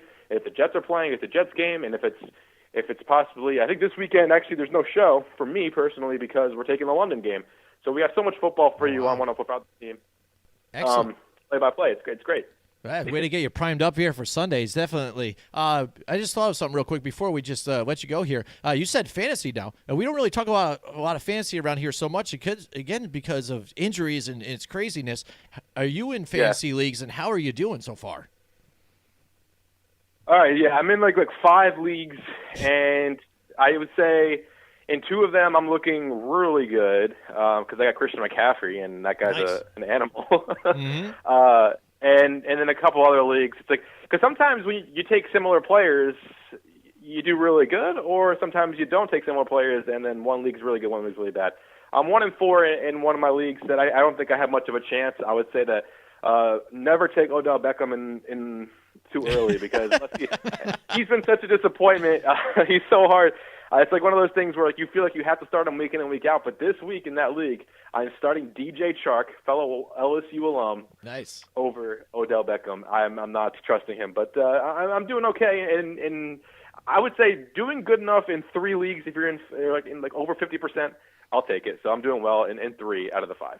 Excellent. But that's what you got to survive, especially this year with all the injuries on everybody. So that's Eric Hanneman, 104.5 The Team, ESPN Radio, Sitting Sportside Sunday, 10:30 a.m. Eastern Time on 104.5 The Team and the app, 104.5 The Team app. Eric, thank you so much for joining us. We had a great time. Hope to have you on soon and enjoy the rest of the season, hopefully, here with the Jets when they can turn it around. Yeah, I'm still optimistic enough. No need to check on me right now. I'm optimistic enough. We get Sam Darnold back, we'll be fine. But no, guys, it was a blast. Thank you for having me. I really appreciate it. Excellent. Thank you so much. Have a good one, Eric. Take care. No problem. There we go. That's our interview with Eric Hanneman right there. That's the interview with Eric Hanneman right there from 104.5 The Team. Coming at you from ESPN. What did you do? You got it turned on? Yeah. Anyway, that's Eric Hanneman for 104.5 The Team, ESPN Radio, our local source for local sports here in the you area. hear me now? And there it goes. Jim just came back to us. I did. What happened to your voice there? It just I disappeared. don't know. It's not a show without me screwing up something, but hey. Nonetheless, it's over. Yeah, and we got a lot of comments. Let's go back to let's get to the comments there with Mike Tackett. Mike Tackett kind of chimed in. First of all, let's bring up Brandon DeCapita says that he loves my voice. He and hates says, football season. Or play-by-play comedy. He hates football season first and foremost because he is an Atlanta Falcons fan. And he's going through a little bit of a struggle here. But he also said that Jimmy has the voice of a play-by-play commentator. Yes, I do. I have the voice of an angel. Well, I don't know about angel, but that's all my experience. We also got Mike Tackett came in with which is more likely, Dan Quinn getting fired by the end of the month or Walter White being alive. in the Breaking Benjamin See, movie. the Breaking Bad movie. Bad movie. Yes, Breaking Bad movie. Yes, see, we didn't know that. I'm just going to go along on the lines of Dan Quinn getting fired because, to be quite honest, he was brought in specifically to make this defense way better. And even though he's added talent throughout the few years, he hasn't turned the corner in that area, hasn't made this Atlanta Falcons defense a juggernaut like he was supposed to, and has failed at his job. So he's been given ample opportunity. He's failed in that job. Dan Quinn, sorry, you got to go. Atlanta's going to have to look for a new head coach. It's tough, too, because even the owner goes in. Arthur Blank says, it kind of makes no sense at this point for me to try and change coaches. Like, what difference would that make? Right. It stinks, though, because like you said, though, you got to produce. You get to the Super Bowl one year, and you have Kyle Shanahan there. You end up letting him walk. You bring in Steve Sarkisian stuff, and it's just not working out. You have oh, man. You're right. Yeah, and then you go back and you get Dirk Cutter. Again, which you knew the guy can't run the football right and stuff, and he didn't have a lot of success there in Tampa Bay. So you have that going on for you. So in a defense, yes, you have injuries here and there, but you can't always blame injuries for all your problems and that. And the Atlanta Falcons in a division where they needed to step up here, and they're just holding their own weight here. They're not doing. And that's the thing that's crazy about this Atlanta Falcons team is it's not a question about talent. Mm-hmm. Yeah, I mean, there's talent across the board with that offense. I mean, you pick a position and they have a strength in it. Mm-hmm. You know, I mean, unless you pick offensive line, that's where it gets a little shaky. Unfortunately, when you have the guard like Lindstrom that they drafted, they got Caleb McGarry that they drafted. They're two young guys, both on the same side of on the right side of that offensive line. They still got to grow and mature. They still need a couple more years of maturity to like really kind of take off and be those two juggernaut offensive linemen like they drafted them. And until that happens, that offensive line is not going to be so sure up front. And that's going to lead to Matt Ryan being rushed and pressured and to making bad decisions.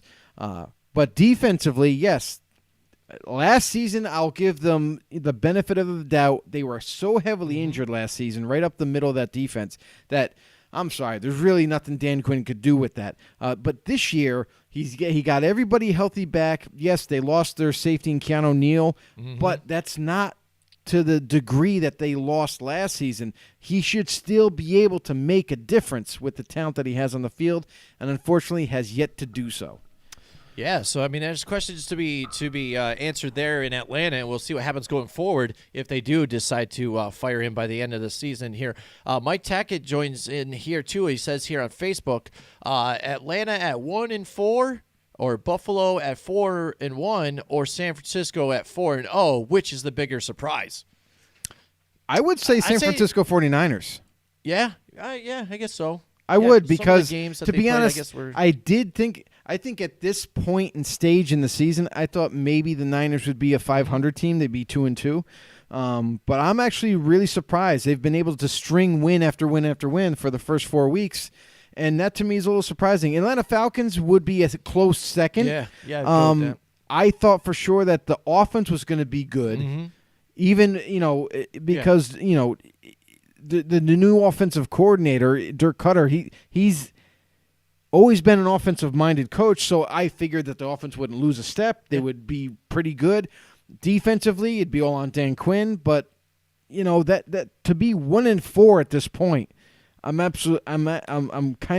really surprised about that. Especially with some of the games that they had there, they could have easily taken. They could have went the other way, exactly. But yeah, I would say it's tough to kind of pick one or the other there with Atlanta and San Fran, but I would say Atlanta being the more surprising team because, to be honest, nobody gave them credit to be undefeated at this point at all. Atlanta, they're 1-4. They're trying to feel their way through the season, and maybe the offense is tinkered a little bit too much with Dirk Cutter being added on, and it's kind of inhibiting this successful Atlanta offense that we're used to seeing all the time. And along with the San Francisco 49ers here, if you're saying they're a surprise, it's because you weren't sure what was going to happen with Jimmy G after the injury he suffered coming back from it. In preseason, he didn't look very good. So you had people questioning if he going to be that guy again that we saw before he got injured. I never had a question about if he was going to return to being Jimmy G like we saw in the previous year. What I had a concern with is, did they surround him with enough talent again? Yeah, that's true. You know what I mean? Because, they did draft Deebo Samuel, who's kind of starting to slowly come into his own, being more of a possession receiver. Dante Pettis took a little bit downturn in production this year. He's kind of like, he's not making another step forward like everybody expected him to. And George Kittle, everybody knows George Kittle was the driving force with this offense, as well as their backfield and the running game. So those two components, not really sure how well this offense was going to be able to propel forward, but sure enough, they're done enough and have been going through opponents week to week and have making the most of it. And defensively, I think the other question about this team was defensively how good they were going to be. They draft Nick Bosa, the first overall pick, adding to the front that they have now at defensive line, all for high first-round draft picks, all panning out. And after that, was the linebacking core going to be good? Were they going to be solid? There's a lot of young names, a lot of names that nobody really knows, but the play on the field is showing up and showing out for this San Francisco defense. They might not have huge names behind that defensive line, but, man, they are surely showing up every week and playing at a high level. And Jimmy Ward, everybody was waiting for – all these San Fran fans were waiting for Jimmy Ward to kind of have a breakout year. He's playing really well for them in the back end at safety for them. And so, I mean, I'm going to say the 49ers, too. They're along there, just close second. Atlanta Falcons. Brandon says here, Quinn's got to go. He even wants him out, and this is an Atlanta fan here, and he says that Matt Ryan's running for his life. Oh, absolutely. Yeah. And that's the problem is I don't put Dan Quinn as the reason why the offense is struggling. Obviously, that's on Dirk Cutter at this point. But I also will say when you draft two, not one, but two rookie offensive linemen from the draft, and believe me, those two guys are going to become really, really good down the road.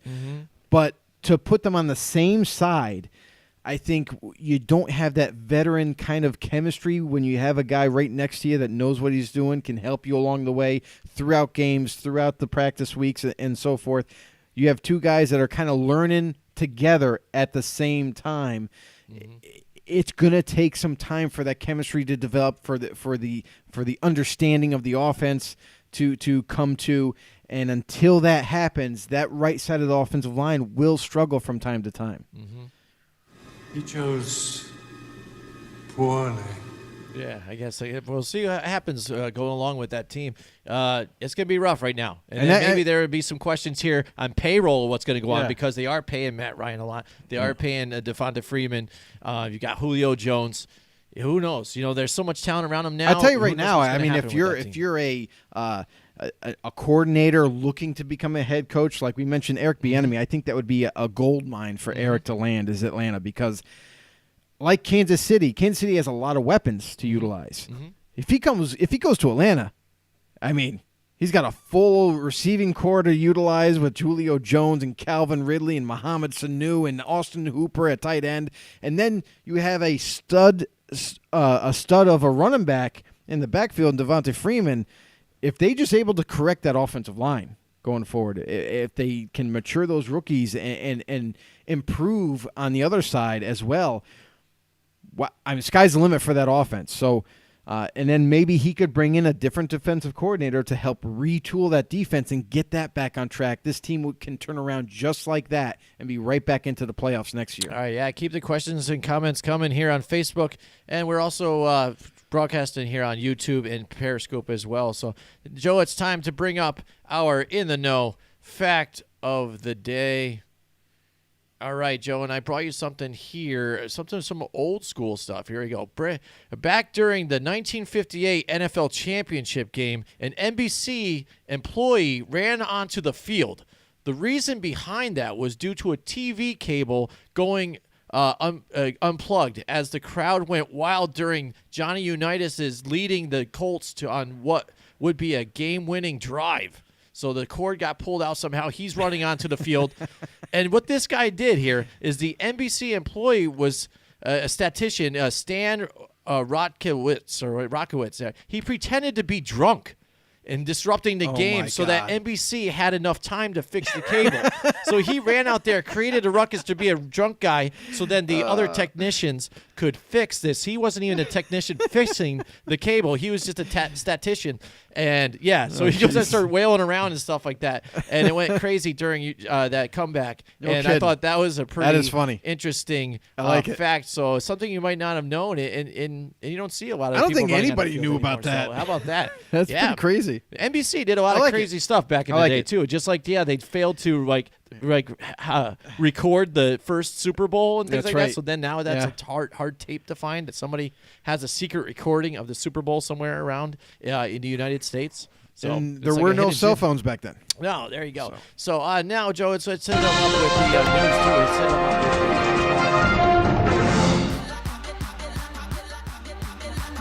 with This is The Drop.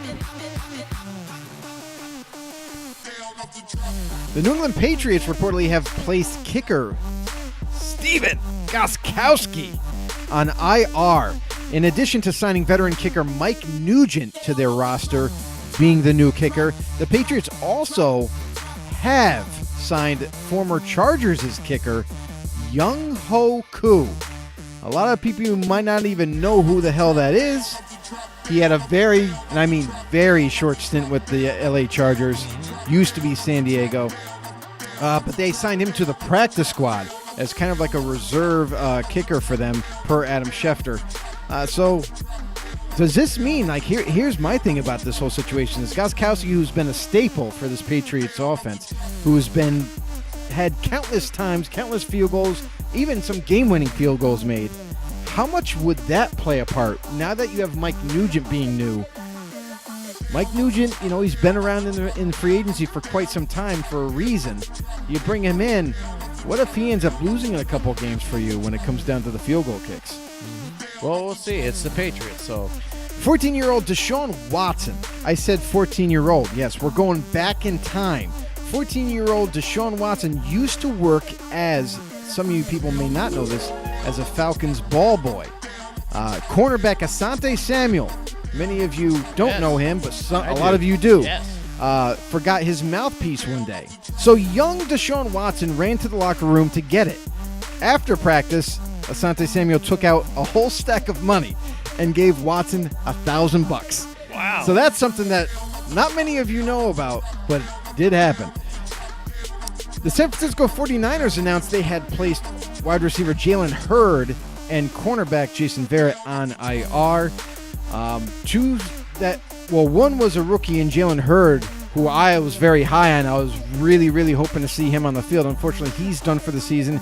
And a veteran corner like we know in Jason Verrett, who's had his fair share of stint with the Chargers, who was pretty much on IR every single season since drafted, is now once again done for the season. Jaguars is defensive end Calais Campbell named Week 4 NFLPA Community MVP after donating $20,000 to 4 organizations that will benefit domestic violence victims and youth in his hometown of Denver through his CRC Foundation. The NFL has fined Bucs offensive tackle Donovan Smith $28,075 for his hit Sunday on Rams' cornerback Marcus Peters, per a league source.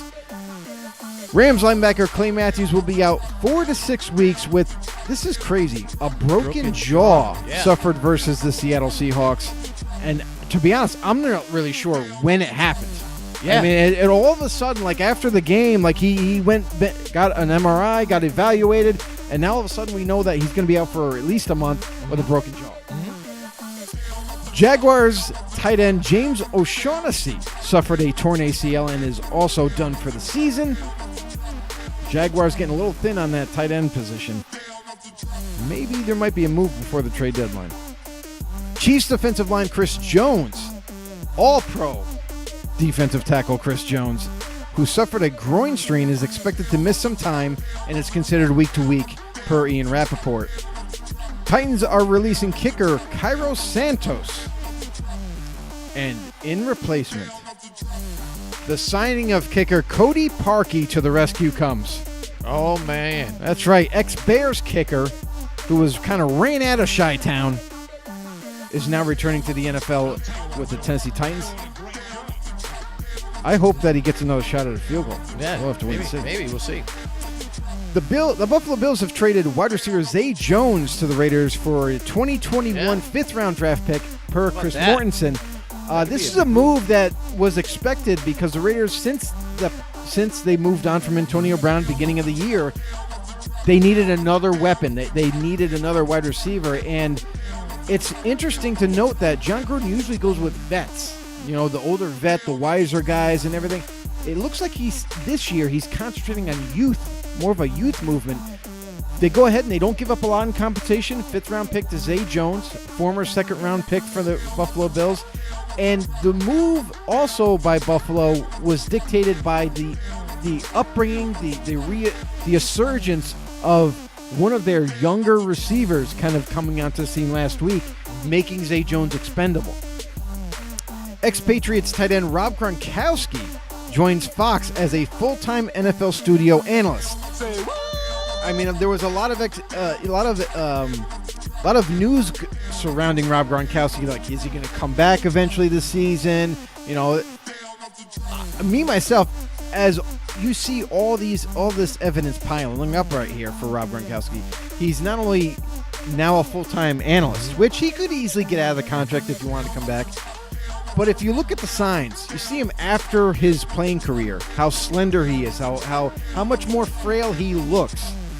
I don't think he's ready to come back right now to play any position in football. Not to mention he's a spokesman for CBD oil, cannabis oil, going forward. He's taking a full-time position with Fox as an NFL analyst. I think the writing is on the wall now to where he's comfortable, and not to mention he's also publicly come out and said he had so many concussions through his career, he's not even really sure the number. So I think it's safe to say maybe Rob is done. Texans' quarterback Deshaun Watson officially launched the Deshaun Watson Foundation, a non-profit organization dedicated to the support of education, health, housing, and other charitable causes to support families and youth in undeserved communities. I don't know what that means, but interesting. Helping undeserved communities. 49ers fullback Kyle Juszczyk is out 4 to 6 weeks after a knee injury diagnosed as a sprained MCL. That is a big cog in this offense. A fullback like Kyle Juszczyk is very unforeseen. He's a big utility type of fullback. He can catch out of the backfield. He can run the ball when you need more of a physical back. Great blocker. So we'll have to wait and see how that hinders this offense going forward. The Chiefs have signed veteran defensive tackle Terrell McClain, per Tom Pelissero of the NFL. This is a move where we've seen Chris Jones got reported he was injured. Also, another defensive lineman was injured in the Colts game. Depleting that position, they go ahead and they add the vet to help next week. And the Tampa Bay Buccaneers released veteran linebacker Deion Buchanan. This is a little bit of an interesting move, yes. A move that not a lot of people foresaw happening. I don't know the reason why he got released, but it's for a team on defense that could use a veteran like him, right, that could use him in a week-to-week game plan. I think this kind of makes that defense a little weaker now, and going forward, Deion's gonna get picked up. And it could be to anybody that needs a linebacker. We already saw that the Giants they lost Connolly to the IR, and this could be a nice fill-in for the Giants. Just off the top of my head, amongst other teams that are absolutely. hurting. They're hurting right now with the injuries. The Jets even just piling up. Yeah. Who knows? Steelers wide receiver James Washington is expected to miss a few weeks with a shoulder injury. For Pittstown there. The NFL Pro Bowl will stay in Orlando for at least another year. What is happening? I thought this Pro Bowl thing was supposed to move around city to city every year. Now the NFL's like, no, we're going to keep it in Orlando.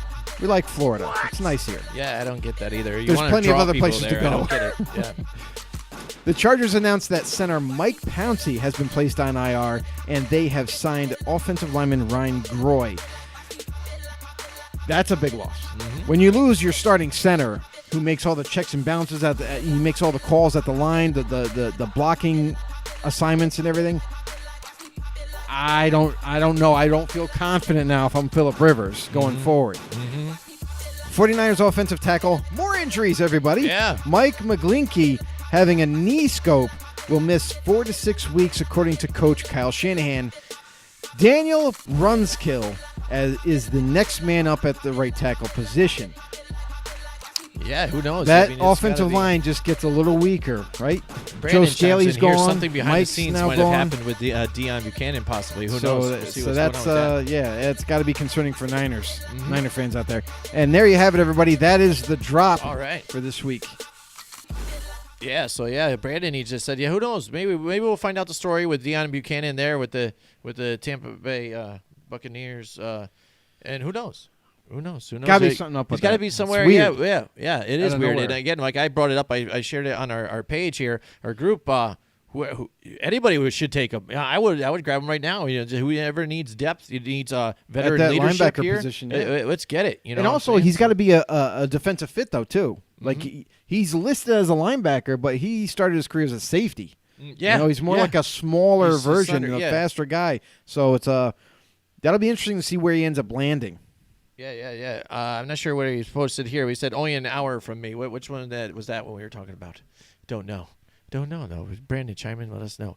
All right. So, Joe, it's time. It's time to do our pick segment here, Joe. Is it? Yeah, it is. time? It's time to do our pick segments. Why don't you hit us up with Alrighty some then. music here? Let's get it going. Let's get it popping. Let's get tell it me what cracking. to do. Yeah, hit it up. Oh, I got to get pumped for this. Here we go. We got to zoom right through this. can't We get only got pumped for about this? 20 minutes left of our show here. We'll probably run over that in an hour and 20 minutes, but who cares? We're doing it here. All right, it's week 6 in the NFL here, Joe, and we got our competition going on strong. And look at NFL. this. I got my record back on you. I'm only down by 1 now. I'm coming, Joe. Here we go. Okay. Yeah, all right, here we go. We got the NFL picks. Hold on, Brandon's chiming in. Orlando. Oh, yes, yeah. From the whole Pro Bowl. That's right. So Yeah, Brandon will be able to see Brandon, the Pro Bowl. Brandon, go to the Pro Bowl. Yeah, that would be awesome. You could be our man on the scene, go live, and we'll talk to you, see what's up. Yeah, let's do it. Hell yeah. All right, so picks here, Joe. Let's start up with what about the New York Giants on Thursday night with the New England Patriots? What about that one, Joe? That's going to be a barn burner. You know what I'm saying? Listen, when they made the schedule up and they're like, oh, Thursday night, the Giants versus the Patriots, it's like the rematch of the Super Bowl. This isn't the same Giants when the Patriots faced them. This is the problem that the Giants have going for them right now. One, the Patriots are a phenomenal offensive passing team. They also run the ball, which I think the Giants can handle the run. They'll be able to slow down or stop the Patriots from running the ball, but they won't be able to stop the pass. Giants have one of the youngest secondaries, one of the more inexperienced secondaries, minus Janoris Jenkins. But it's not going to be enough to stop them. The Patriots offense will be able to put up a lot of points. And for the Giants on offense, they are still without Saquon Barkley. They're holding Barkley out yet another week. And I think this is a team decision, not so much a Saquon Barkley decision, because they want to make sure 100% that he will be, in fact, healthy for the rest of the season. And you also look at Daniel Jones. We like to call him Danny Dimes, is what the big deal is now. Very mobile, can create some mismatches with those legs, also has been able to make some big-time throws when needed. But this Patriots defense is going to be coming after him big time. They're not worried really about this run game because the Giants, I mean, they're down to like third string, fourth string type running backs right now. And with this is kind of chippy as this offensive line has been on and off, been able to protect, not protect. The Patriots in the end, Thursday Night Football, it's going to be all them. I fully expect the Patriots. I don't know if I expect a big rout, but I do expect the Patriots to handily beat the Giants. Yeah, because the problem is that the Patriots, they're easily able to tee off on zone defense which is fine. So even if you say now the Giants need to play man-to-man defense, They got to play man. You're going to get beat there either way, though, too, because their players are just that much better than ours right now at this point. So I'm going with the New England Patriots at home, too. It's tough to pick against them at home, too. They're going to keep the winning streak going. Now moving on to Carolina and Tampa Bay, the Buccaneers. Now, they're an up-and-down team. It's hard to gauge what they're going to do. Carolina, they're on the red-hot streak here with Kyle Allen's rocking and rolling. Christian McCaffrey lights it up last week again. This dude is just a human, battering ram, playmaker, everything. All I have to say is Cam Newton sees himself as Superman in Carolina. Well, Not anymore. I got to tell you this. It's not you, Cam. It's Christian McCaffrey has the S on his chest. Mm-hmm. He's Superman. And I don't even know if there's any kryptonite anybody has to slow him down because he's just phenomenal. Mm-hmm. He breaks out almost every single week, and he is tailor-made for this offense. He just kind of, every single week, nobody can stop him. No defense has been able to slow him down. I think McCaffrey's going to continue his route this week against the Buccaneers. All right. I'm going to agree with you there, too, as well. I'm saying Tampa Bay, they're an up-and-down team. That's the problem with them. Yeah. Is they're so up and down. I don't know what I'm getting in Tampa, especially this week against a tough Panthers defense. And that offense has kind of come alive. It kind of woke up now that Kyle Allen has taken the torch away from Cam. And I'm not sure if Cam's going to get the torch back. Yeah. He's playing so you well. Basically, got to just lock down Shaq Barrett, too. Do not let him in there. Try to good luck. Do what you can to block up him. Yes, and get your plays to Christian McCaffrey to make it happen here. I like the Carolina Panthers as well in this one. Seattle and Cleveland. Cleveland up and down. Cleveland's at home. Seattle, I think overall with Russell Wilson, I can trust him a lot better with the way things are going there. I really like the way Chris Carson looks. A slender Chris Carson. He's got some great moves here. Brandon chimes in here, says Patriots 31, Giants 17. I like that one. I'll book that one. I'm going to book that one here. So I agree with that one as well. So that's a good pick. And Cleveland, Seattle, I'm going to go with Seattle on this one over Cleveland. I just don't trust that offensive line. Baker Mayfield, even though he was seeing some of the pressure, still was not holding the ball, and bringing it in. You're leaving it out there, turnovers, fumbles, and I don't think they're going to be able to do it here against Seattle. But that's what he always does, right? He holds it like a loaf of bread, so all it takes is anybody to hit his arm, and then it's automatically a fumble. Here's the thing, is the Cleveland Browns, and Jim kind of just touched on it there, is their offensive line is playing so terribly that whenever they do go up against a tough defense like Seattle, now Jadeveon Clowney's got to be licking his chops right there. I think he's going to be really kind of pressuring Baker Mayfield all night. And unless the Browns can get a running game going, they're in major trouble, which this Seattle defense, they're going to come to play. They are a tough defense together. And then Russell Wilson, he's going to light this team up, I think. And I'm not sure that they're going to be able to stop Chris Carson. They're going to get a heavy dose of him. And until they stop him, there's a lot to contend with there. So I look for, as well, Seattle to go into Cleveland and get a win. Brandon says Tampa Bay 24, Carolina 21, Seattle 26, and the Browns 13. So he's calling out picks and numbers and everything else too. We'll see what happens. I'm writing them down here, see where he lies with all this stuff. All right, so let's see what happens here with Brandon. All right, Houston and Kansas City. Now this is the matchup a lot of people wanted to see here. The AFC, they've got to duke it out here. Who is going to face the Patriots in the championship game possibly here? Is it going to be Kansas City with that explosive offense? Houston, they're up and down again. This is why I don't trust this team. I said it in the beginning of the season. I just don't know what's up with them sometimes. One day they're in it, next day they're not. I'm not sure. This defense has all what it needs to get it done. Sometimes they can't. Kansas City, their defense aren't as good. They go and get rid of their number one pick, and get rid of D Ford or whatever, let him go, and then they salvage their first round pick, and are they getting much more? And then they trade for Frank Clark. Frank Clark, and is he really producing for him right now? Yeah, he's doing a very good job for them. The only problem is that it's really the D line, and that's it. When you're going up against the Kansas City defense, they don't have much in terms of secondary. They got Tyrann Mathieu on the back end, but that's really it.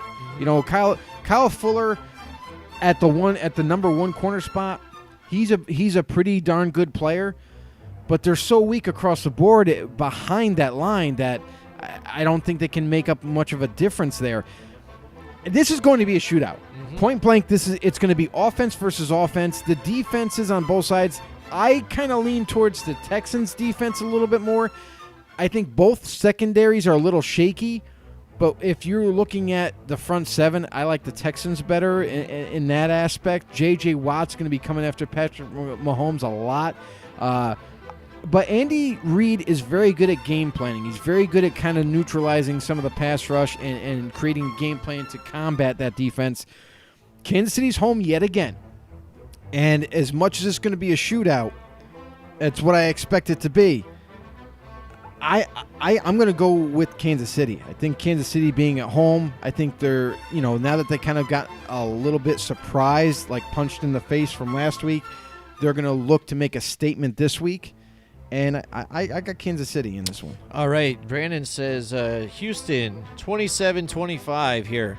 I was with you. I like Houston's defense a little better than Kansas City. It is tough to stop Patrick Mahomes when he gets out of the pocket, and it doesn't matter who's there, who he can get it to. I would have liked to see him get it to Travis Kelce a little more last week. Couldn't really exactly make it happen. But this is going to be a tough game. I think I'm going to go with Houston here, along with Brandon here, just to barely edge out the Kansas City Chiefs, even though they are at home. And it's tough to see them win two, right back to back. But I'm going to ride with Houston on this one. All right, Washington and Miami. This is the toilet bowl for the year. Who's going to win this one?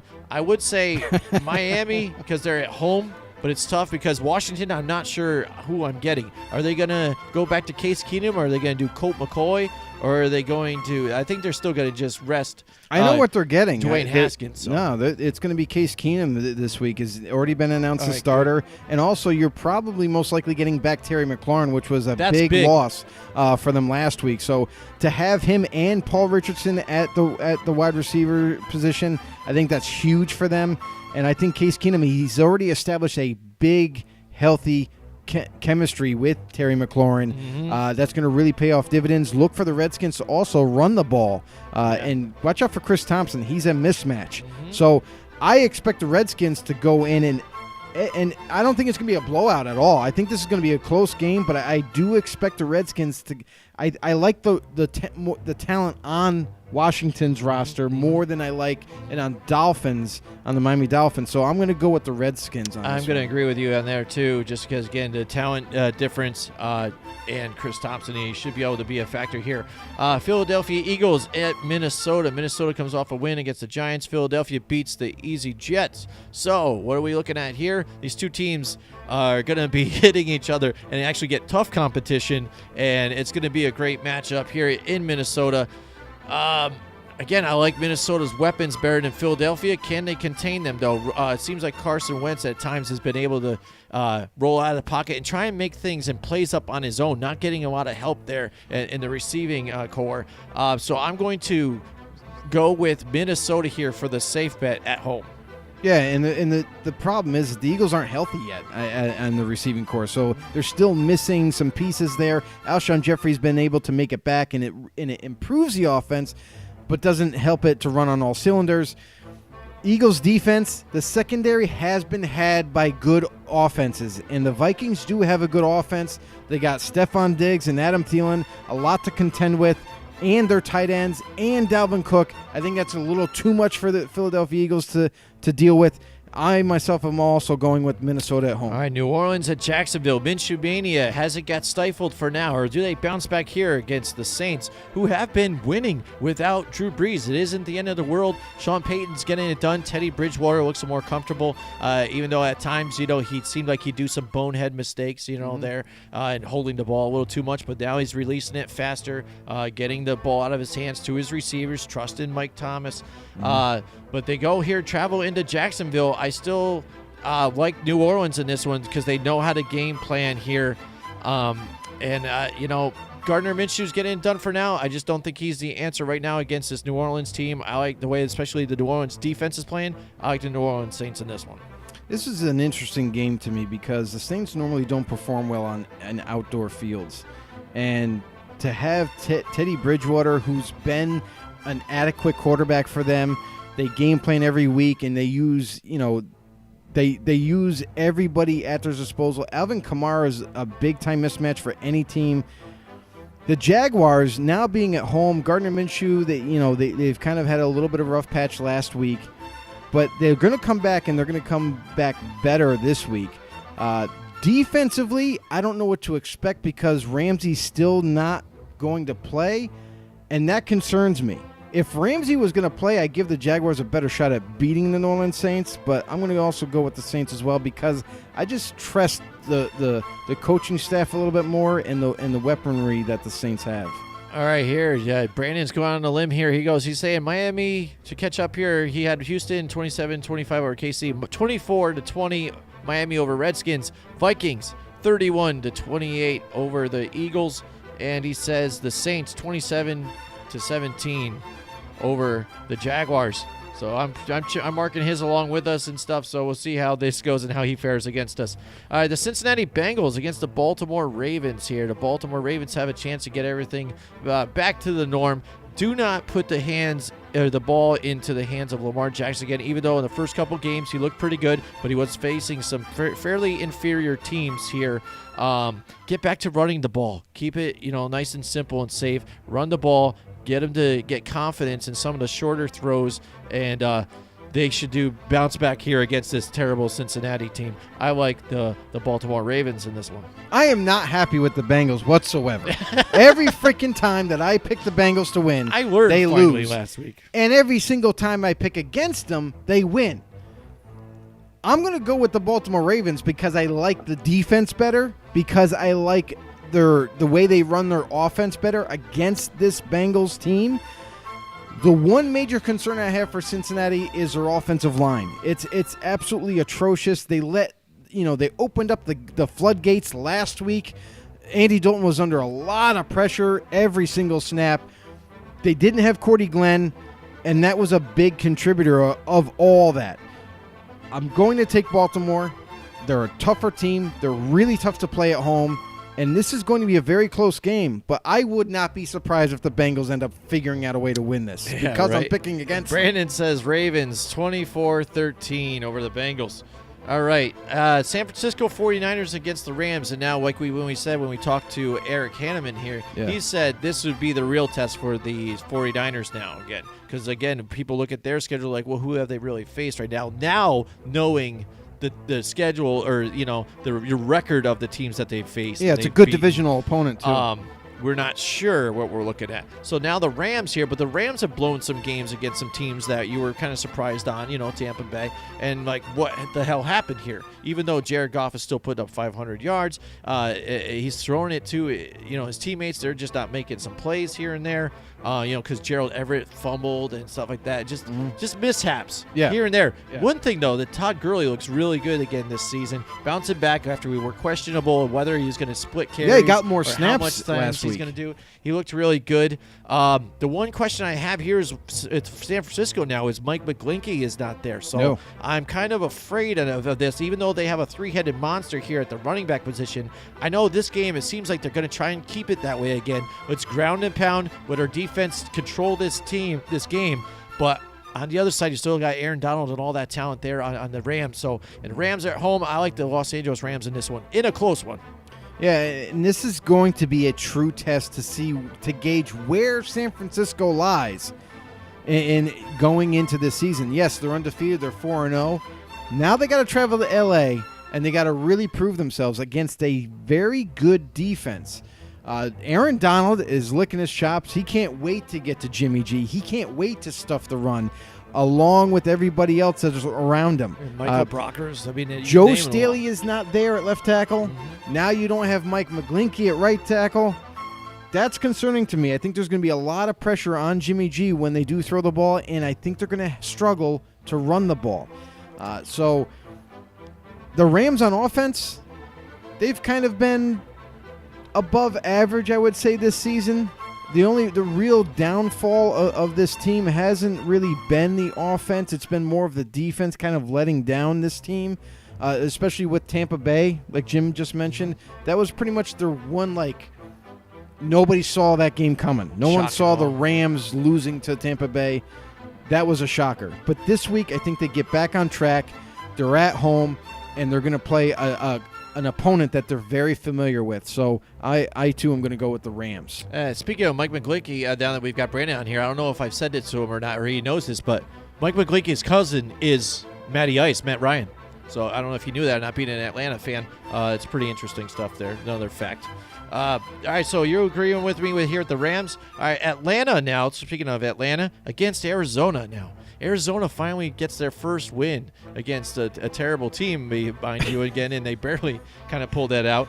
Freaking Bengals. Atlanta, can they muster things up here and get a win against this Arizona team? I'd say yes, because they have all this talent, even though despite injuries here and there, they should be able to muster up something here and come through against Arizona, a team that they need right now to help get some confidence and come back and get a win and try and fix the ship here. And who knows? I don't know if Dan Quinn can help save his job here or not on this one, but we'll look at that going forward. I like the Atlanta Falcons. Yeah, this has got to be like a godsend for the Atlanta Falcons. This is the time to turn the season around. This is where you got to make a statement that you're not really that bad of a team. They have all the talent in the world. I mean, offensively and defensively, they're still right there.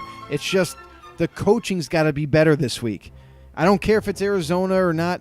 Arizona's got plenty of weaknesses to exploit, and defense. And when the Falcons are on defense, put pressure on Kyler Murray, make him make mistakes throwing the ball. I'm going to go with Atlanta going to Arizona as well and getting a win out of Arizona, coming back and kind of circling the wagons for the following week. All right, here you go. Brandon comes in and gives us his pick. He goes with the Falcons 27-17 over the Cards. All right, there. So he's on board with that, and he also picks the Rams 31-24 here along with us. So we'll see what happens with his picks, moving forward on this whole thing. All right, now we've got Tennessee and Denver, two teams that just piss me off because I don't get them. Denver, when you think they're down and out and they lose, Bradley Chubb, and they haven't been looking good. It looks like they have a disconnect with Vic Fangio. I just don't get it. They pull out a win somehow last week against the LA Chargers. I don't know what's up with that team, but that team has kind of been a disappointment for me and dead in the water. And the Tennessee Titans, I just can't gauge them. Yeah. I'm not really that impressed with their team at times, especially their quarterback, which you well know and everybody watches this show knows.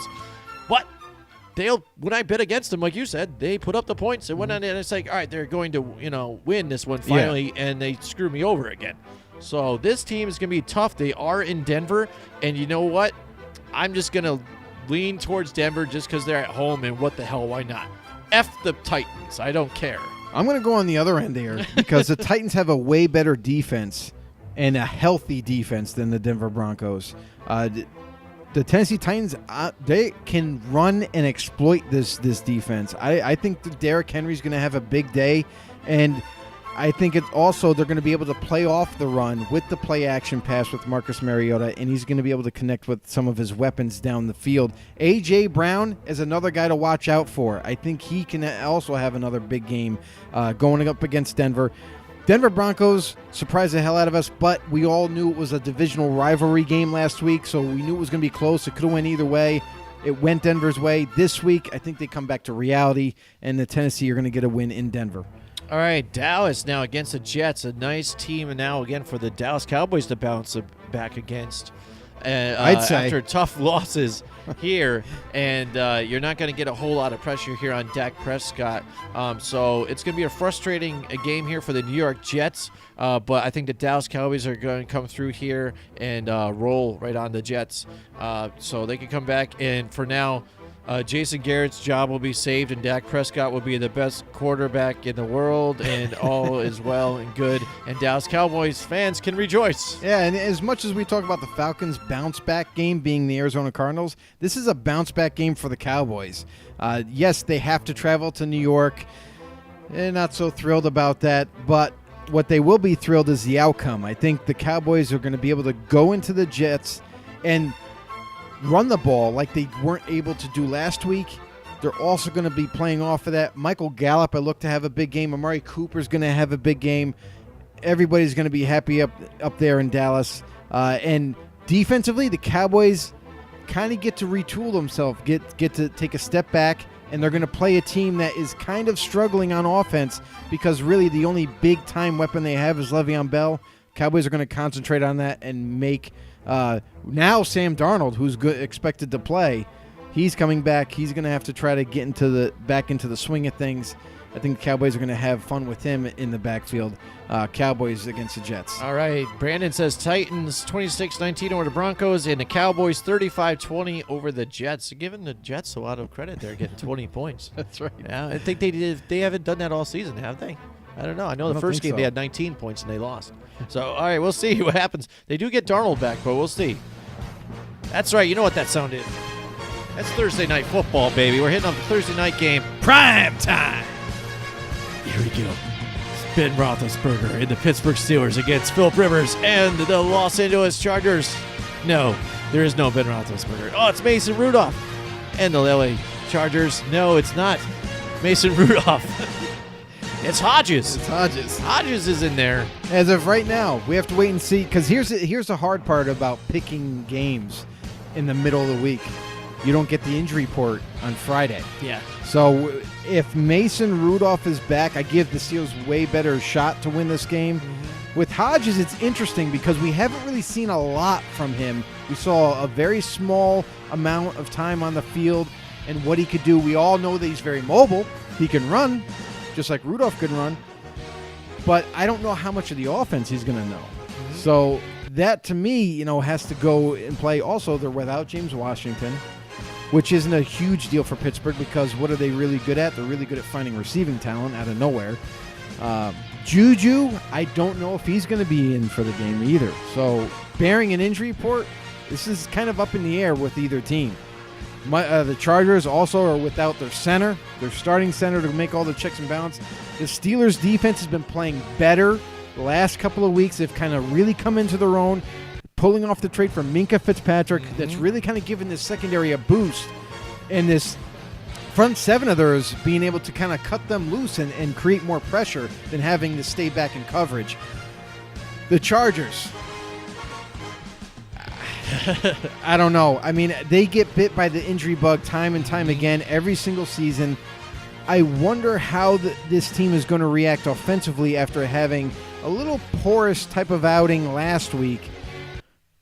Philip Rivers is no joke at quarterback. He definitely can sling the rock all over the place. They do have Keenan Allen. They are getting back Melvin Gordon this week to team him up with Austin Eckler. I don't think Eckler's going to go completely away. He's still going to get snaps and be involved in this team. But this is going to be an interesting lineup. Mm-hmm. It is in L.A., so the Steelers are going to have to travel down to L.A. and try to figure something out here. This is interesting. I don't even know what way to go with this because there's so many injuries. There's so many things for both teams. Again, I'll just do it for you. I'm going to lean with the Chargers just because of talent that's still going to be healthy on their team as compared to the Pittsburgh Steelers. But I think still the challenge here is the Chargers' offense to get going against this Pittsburgh defense. Yeah. Everything else is just a wash, I think, kind of to it. You know what I'm saying? Right. And here's the other thing is the Chargers still don't have Melvin Ingram. So it's basically Bosa. Bosa's going to get double-teamed, I expect, to kind of neutralize that pass rush. And Derwin James still isn't there either in the back end. So I think that also hurts them as well. I wish I had a little crystal ball to tell. If I'll say this like I did last week. If Mason Rudolph is the starter, I feel way more comfortable going with the Steelers. Mm-hmm. If he's not the starter, then I'm going to have to go with the veteran in Philip Rivers in the Chargers to pull off the win. All right, and right there too. So you're going to go with the Chargers, conditional on Mason Rudolph. All right. Bringing up quick, going back to the Dallas game too. One thing to keep in mind in the Dallas game, that what the Jets would need to do is focus on the inner side of the field because Leighton Vander Esch did not practice this week. So if he's not there, and if they can contain Sean Lee a little bit, or perhaps he gets injured again, that inside part might be a spot for them to try and attack. Will it happen? Who knows, though. All right, here we go. Now Monday night, Joe. All right, Brandon says Steelers 23, is that 17?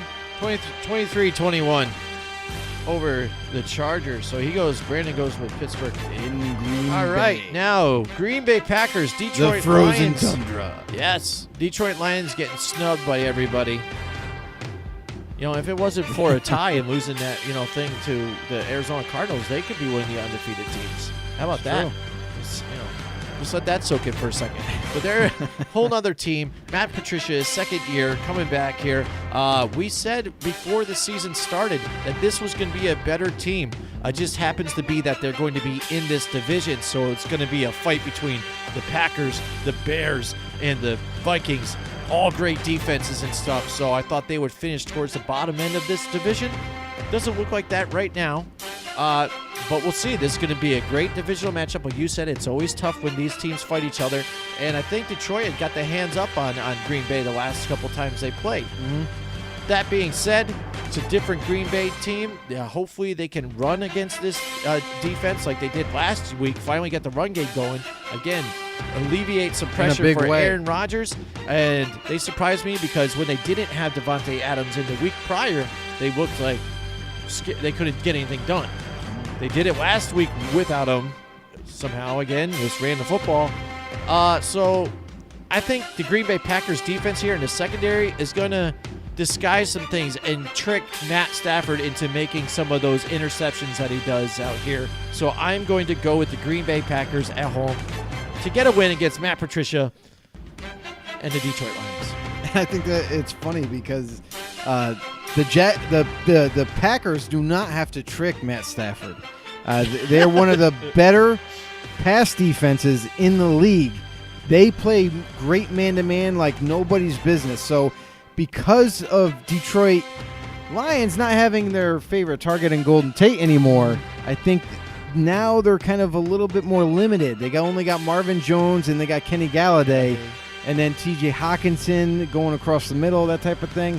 But the Packers, I think, are going to do a phenomenal job of not only creating pressure on Matt Stafford, but also making a statement that they can play lights-out defense across the board. And for the Lions defensively, I think they might be able to slow down this Packers run game. But when you have Aaron Rodgers, and he's able to dish out to all these weapons, we've seen a little bit of a uptick in snaps or in plays towards Jimmy Graham. I think that might continue this week, and they're going to look to expose that as well. So Green Bay being home, very tough to play. And even though it's a divisional game, I got the Packers edging out the Lions, and it's going to come right down to the end. All right, there you go. That's our picks. I gotta give out the DJ horn to Brandon DeCapita for joining us with our show tonight and giving us his picks along with us. It's interesting. These picks, you and I are different drastically on some of these, and then Brandon's all over the map too. So it'll be crazy to see where we How are it all ends up. coming next week. Yeah, it's gonna be very exciting here. He goes with the Packers as well. So I'll mark that down. Yes, here, I got you. And Mike Tackett is back with us here from YouTube. He says, here we go, bringing now is the heat here, the great questions. All right, do you guys think Dwayne Haskins has the potential to be this year's Josh Rosen if the next coach Washington hires isn't all on him? That's what everybody's been saying about here in Washington. I think he's such a young talent, and he just got drafted that it's – I don't think whoever does take over the head coaching vacancy, I think they're going to give him a shot. They're going to maybe not start right away. It's going to depend on his development in the offseason, really. If whoever the new head coach is likes what he has to offer, if he fits that offensive scheme, then I could see him becoming the franchise quarterback of the Redskins. But if the new head coach takes over and he doesn't really quite fit what he's looking for, he wants a stronger armed quarterback, something different than what he has to offer, then yeah, obviously they're going to have to move on from Dwayne Haskins and look elsewhere. Now, when the hiring goes through there, too, you got to think that the coach, when they see, like you saw with Adam Gase, he talked to Sam Darnold, made a connection, talked to Peyton Manning about it. I like this guy. I'm moving into this position.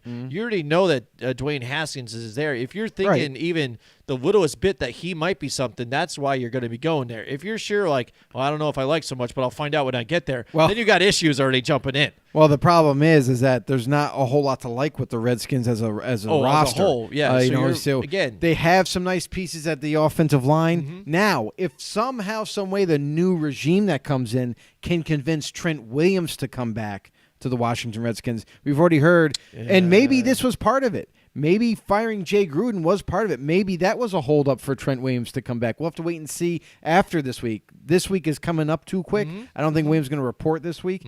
But next week, if Trent Williams reports, that's going to point a lot of fingers towards Jay Gruden's firing and saying, oh, well, maybe it was the reason because the head coach got fired is why he's willing to come back. Maybe he, is interested to see going forward with this team who they're going to bring in. Is it going to be a big change? Are they going to look to retool some things and maybe really help this team as a whole get better? That's always the goal, but we got to wait and see first who they bring in and to see what they like about this team. If Trent Williams comes back with the new regime, I look really heavily towards Dwayne Haskins staying. Because I think that really helps him and his development because you need that pass protection for a young rookie. And the scary thing is, I think, for the Washington Redskins is if the Daniel Snyder goes with the whole I need a yes man right here. And Bill Callahan is that guy still here. And keeps him and graduates him to the head spot. That would be ultimately scary. That's just, you might as well just put your franchise 6 feet under because it's done. Yeah. It'd be interesting to see where it plays out here and how the rest of the season goes out for them. But right now, I think they're going to be at the bottom of the barrel of the division, which we kind of saw already. Yep. And who knows? They'll be vying for a top spot and see what they get next season. Okay, that's it for our show tonight. I hope you guys really enjoyed it. We did. We loved having Eric Hanneman on tonight from 104.5 The Team ESPN. We are going to get more interviews on. We're trying to get one next week. We are trying to get other live on location shows too. We've been working the emails and things like that. So sit tight. We're doing more of that stuff. You'll see us out and about everywhere. Just want to say real quick, all you know-it-alls out there, if you have a friend, you have a family friend, or just an acquaintance, and you know that they like football, go ahead and send them over to YouTube and follow us, Football on the No Show. Hit the subscribe button. Hit the notification bell for all the latest and updated content that we send out there. And also, if you just want to follow for a news feed, follow us over on Twitter at FB_no. Yep. Make sure you spread the word. We love you all. Thank you all so much for the support, and we look to get bigger every single week. It's already starting. Yeah. Last week. We had a show with the Raider Bear, and after that show, we went from 451 or 52 members on Facebook to 492 now. Yeah, we gained 40 members just like that. And it's all about sharing. It's all about spreading the word. Hopefully, we can convert that over to YouTube and start to really kind of grow that family. But thank you all so much for the support nonetheless. That's right. You guys are all our know-it-alls. We wouldn't be anything without you, and we're trying to be more informed and get you guys more informed at the same time and share opinions. And have fun with it. Yeah, absolutely. Thank you again. FB_no on Twitter, Football on the No Show on Facebook, our group, and on YouTube. Thank you so much for joining us tonight, and we will see you guys next week. Join us next week from 8 till 10 Wednesday night for more Football on the No with Jim and Joe.